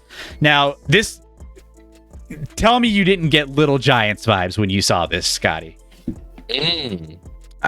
I didn't, but now I kind of am. Like Little Giants versus the Cowboys, like in that movie. Like I got you. That's the first thing. Love the Little Giants movie. And these are nice. I think they add a little bit. The Giants jerseys are kind of boring, and these add a little more color and a little more red and to it. I don't think they're like mind altering or anything crazy, but the helmets are. I don't love the helmets, but the jersey, adding the red striping on all of it, I like it. I think it adds some color and some intrigue to it. So I agree, it's an upgrade, but they were working off of it. The Giants uniforms in general are like the most boring in football. Now that I think about it, like it's just like blue with white lettering. Like they offer nothing. Now that at least they add that red stripe. Let's get some color in there. They're very... And let's get LT in there. Let's get LT back. You guys need him. I like the helmets a lot. I think the retro Giants helmets with the full name on there. The full name? I like the full name on there. I think it's fine. I'm with you, though. I think it's just so plain. I mean, the red, blue, and white, it's fine. I mean, there's nothing that really like...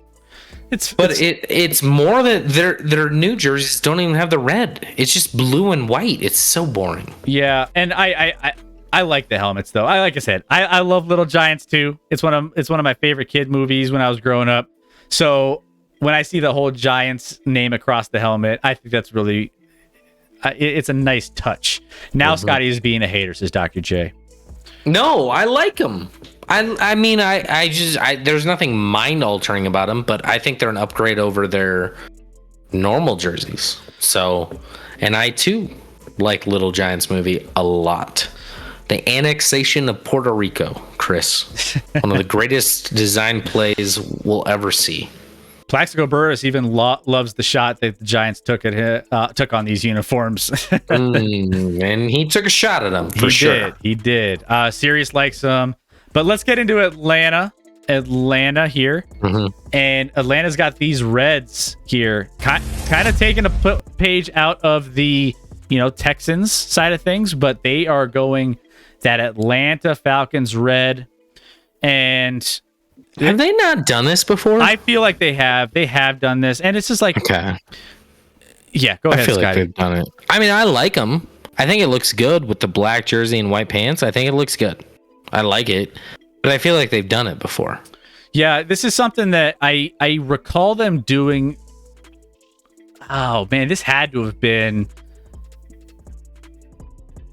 in recent years that they threw back to this too. But no, yeah, it's fine. I mean, the black has always been kind of what you recognize. So the freshness of like the red, I think it's fine, and I think it's it's a good looking helmet. I think they've done it. It's not new. Pierre's telling us it's not new, so yeah, it could be worse. Falcons already had the red helmet. Yeah, like fashion show. Mackie, you're just joining us for the fashion show. Welcome in. Yeah. D Shorts, what is your favorite jersey ever? So, by the way, Mackie, real quick, I got a notey. Did you start back up tonight? Get it going again? Getting back on the Twitch stream? Hope it went. If you did, hope it went well. I wasn't able to check it out, but hope to soon, and hope you're getting back in it. And I appreciate your energy, Mackie. You always bring energy. Yeah, Mackie, welcome in. Good to see you again. Yeah, welcome back. So, all right, let's go ahead. Let's move forward. Oh, by the way, JK, those are sharp, nice looking. D shorts. What's your favorite jersey ever? Ooh, that's a tough one. So, I never thought about that. Probably just the Chiefs red because it's the GOAT. No, it's not actually my favorite, but it is my favorite. I don't know if I have I could solidify like an all-time favorite jersey in the NFL. I feel like the NBA is easier to like pinpoint on that. I think they do a little bit better with jersey play. Well, and I mean, hockey obviously has logos, so like there's that. Hey, thank you for the gifted sub to G Girl. There you go, Mackie. Appreciate that love. Thank you. And here's the thing: the powder blues for the Chargers always get so much love. They're always like up there. People are like, oh, the powder blues, and they're nice. I like the color scheme. But it's hard for me to love the Chargers, so it's like I'm like torn on like so I got to take the jersey out of it, and like like when you're looking at jerseys versus like the helmets don't. I mean, it's just strictly the jersey, right? And oh man, that's tough. You know, Mackie he's from Houston, but likes the throwback Oilers, which somewhat similar scheme. I don't know. I honestly don't have a football jerseys are weird by though. Far football jersey that I'm just like, oh, that's head and shoulders. Obviously you have teams that have your traditional outlook and don't mix it up a lot and never will, like your Packers and, well, I was gonna say Bears, but obviously they did go orange helmet, mixing up a little bit. But there's your teams that are gonna, the Cowboys for the most part are gonna stay true to themselves, and there's teams that aren't gonna mix it up a lot, right? The Steelers, also one of those teams. The Browns, for whatever reason, hold on to history that they should forget. They should also probably change their name. The Browns should just revamp their whole idea of everything, and probably move out of Cleveland too while you're at it. Like the Browns are literally a dumpster fire in every sense of the word. You're in Cleveland. Your name is the Browns. Your uniform is probably the worst in the league. It's bad. And you're now in a shit show of a quarterback situation that you don't know how to figure out. The Browns should be relegated. just put relegation in and put the Browns in there. Let's see what else. Steelers throwbacks. Kelly Green Eagles says does D shorts. So he loves his Eagles. This Houston. If you're including the helmet, maybe Houston. I think Houston could be up there if you're including the helmet and the logo with the jersey. But the jerseys, just in general, jerseys for football are just kind of plain. Like in general for all teams, like it's just very plain. So it's just the Seahawks. By the way, I think the Seahawks color rushes when they had like the neon, or they have some of those like combinations of like I like those a lot just because it was like they're not. It was out there and a little different, a little more very different. Modern. I don't even know if modern is the word. It was just out there with the color scheme, which I can appreciate it. Yeah. Raiders are another classic team that aren't ever going to change, and I don't know that they should. It's a good look, to be honest. I hate the Raiders, but it's a good look. All right. So let's get into the next one. I think this is the last one. I think there's no more of this. This is the last one of the night. Washington Commanders football team. Commanders they just revamped everything. So this is kind of like, is it revamped? It's basically the same. They changed up some things. Now I like the black. The black is kind of a nice refresh, and I think I like the numbers on there as well on the helmet. It's kind of fun. And I like the matte finish on the helmet. I think that's a matte finish, isn't it? Right there. Like I think that's maybe it's on not. On what helmet? On the red one. Is that a matte finish on the red? It's not on the black, but it could be on the red, which I would like. It's definitely not on the black. You're right. I like the red helmet. I like the red helmet with the big W on it. I think like the colors, like contrast each other. They look really nice. I think they're good. The new uniforms is Giovanna. New uniforms, same bad owner. Yep, the owner is not going to change, and it's unfortunate.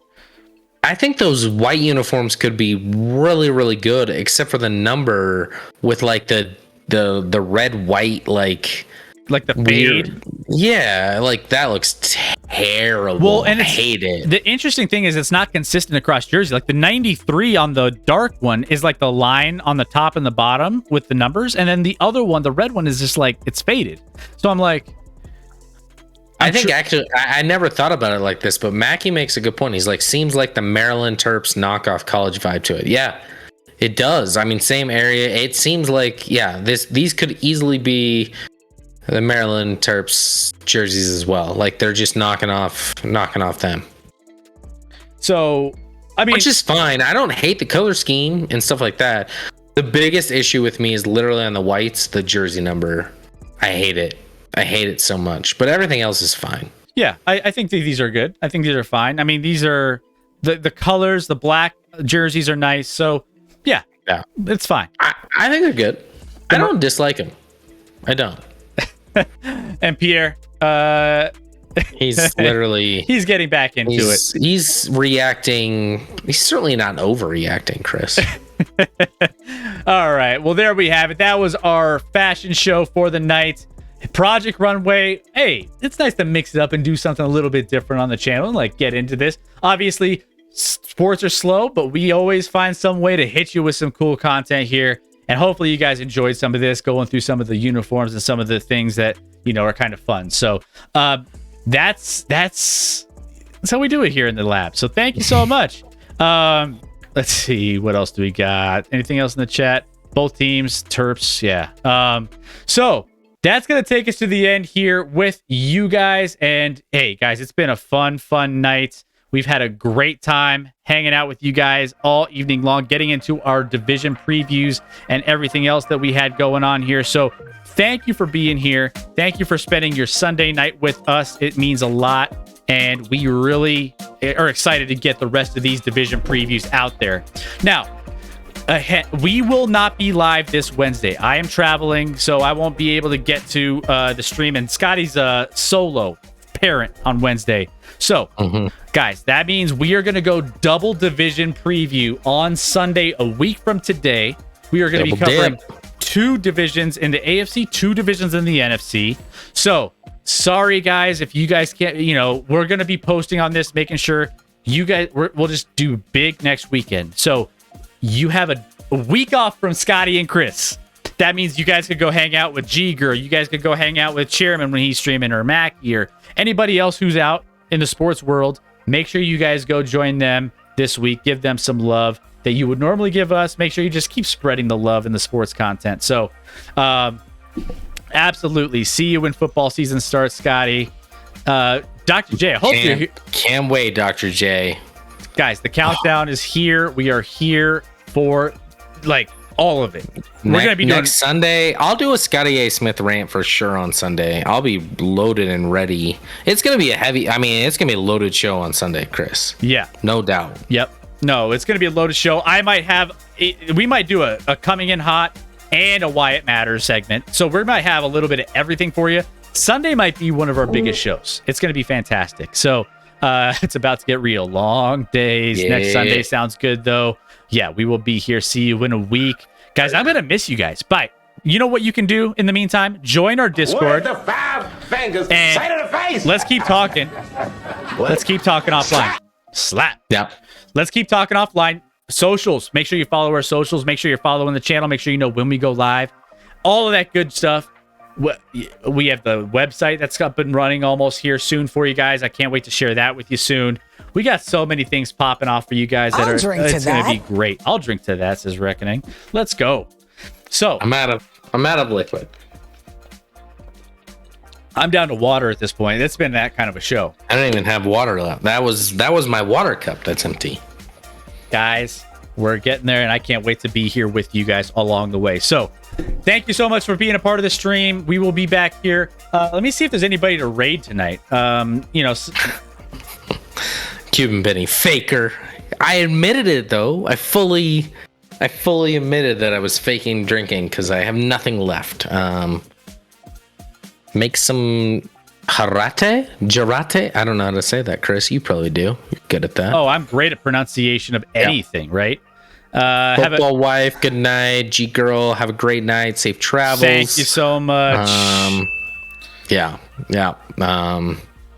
Chairman, appreciate you. Football. See Wednesday. I get. Oh, that's because Chairman and Football Wife are taking over the stream on Wednesday. There you go. Yeah, exactly. Forgot about that. So, all right. Well, We've talked about Harate before. Jar of piss. I don't know why we've talked about that before. What's wrong with you, Reckoning? Do we need a new mod? We might. Just kidding. Love you, Wreck. You're just a bit of a train wreck. I'm just kidding. Again. We love you guys all. So thank you so much. We will see you back here next Sunday again. I'm going to miss you. Join our Discord so we can talk in between. And we're going to be posting social media, all the TikToks, all the good stuff. So love you guys. See you soon. Have a great week. It's all done. Oh, by the way, be good people. I always don't forget to be a good person and go live in the moment this week too.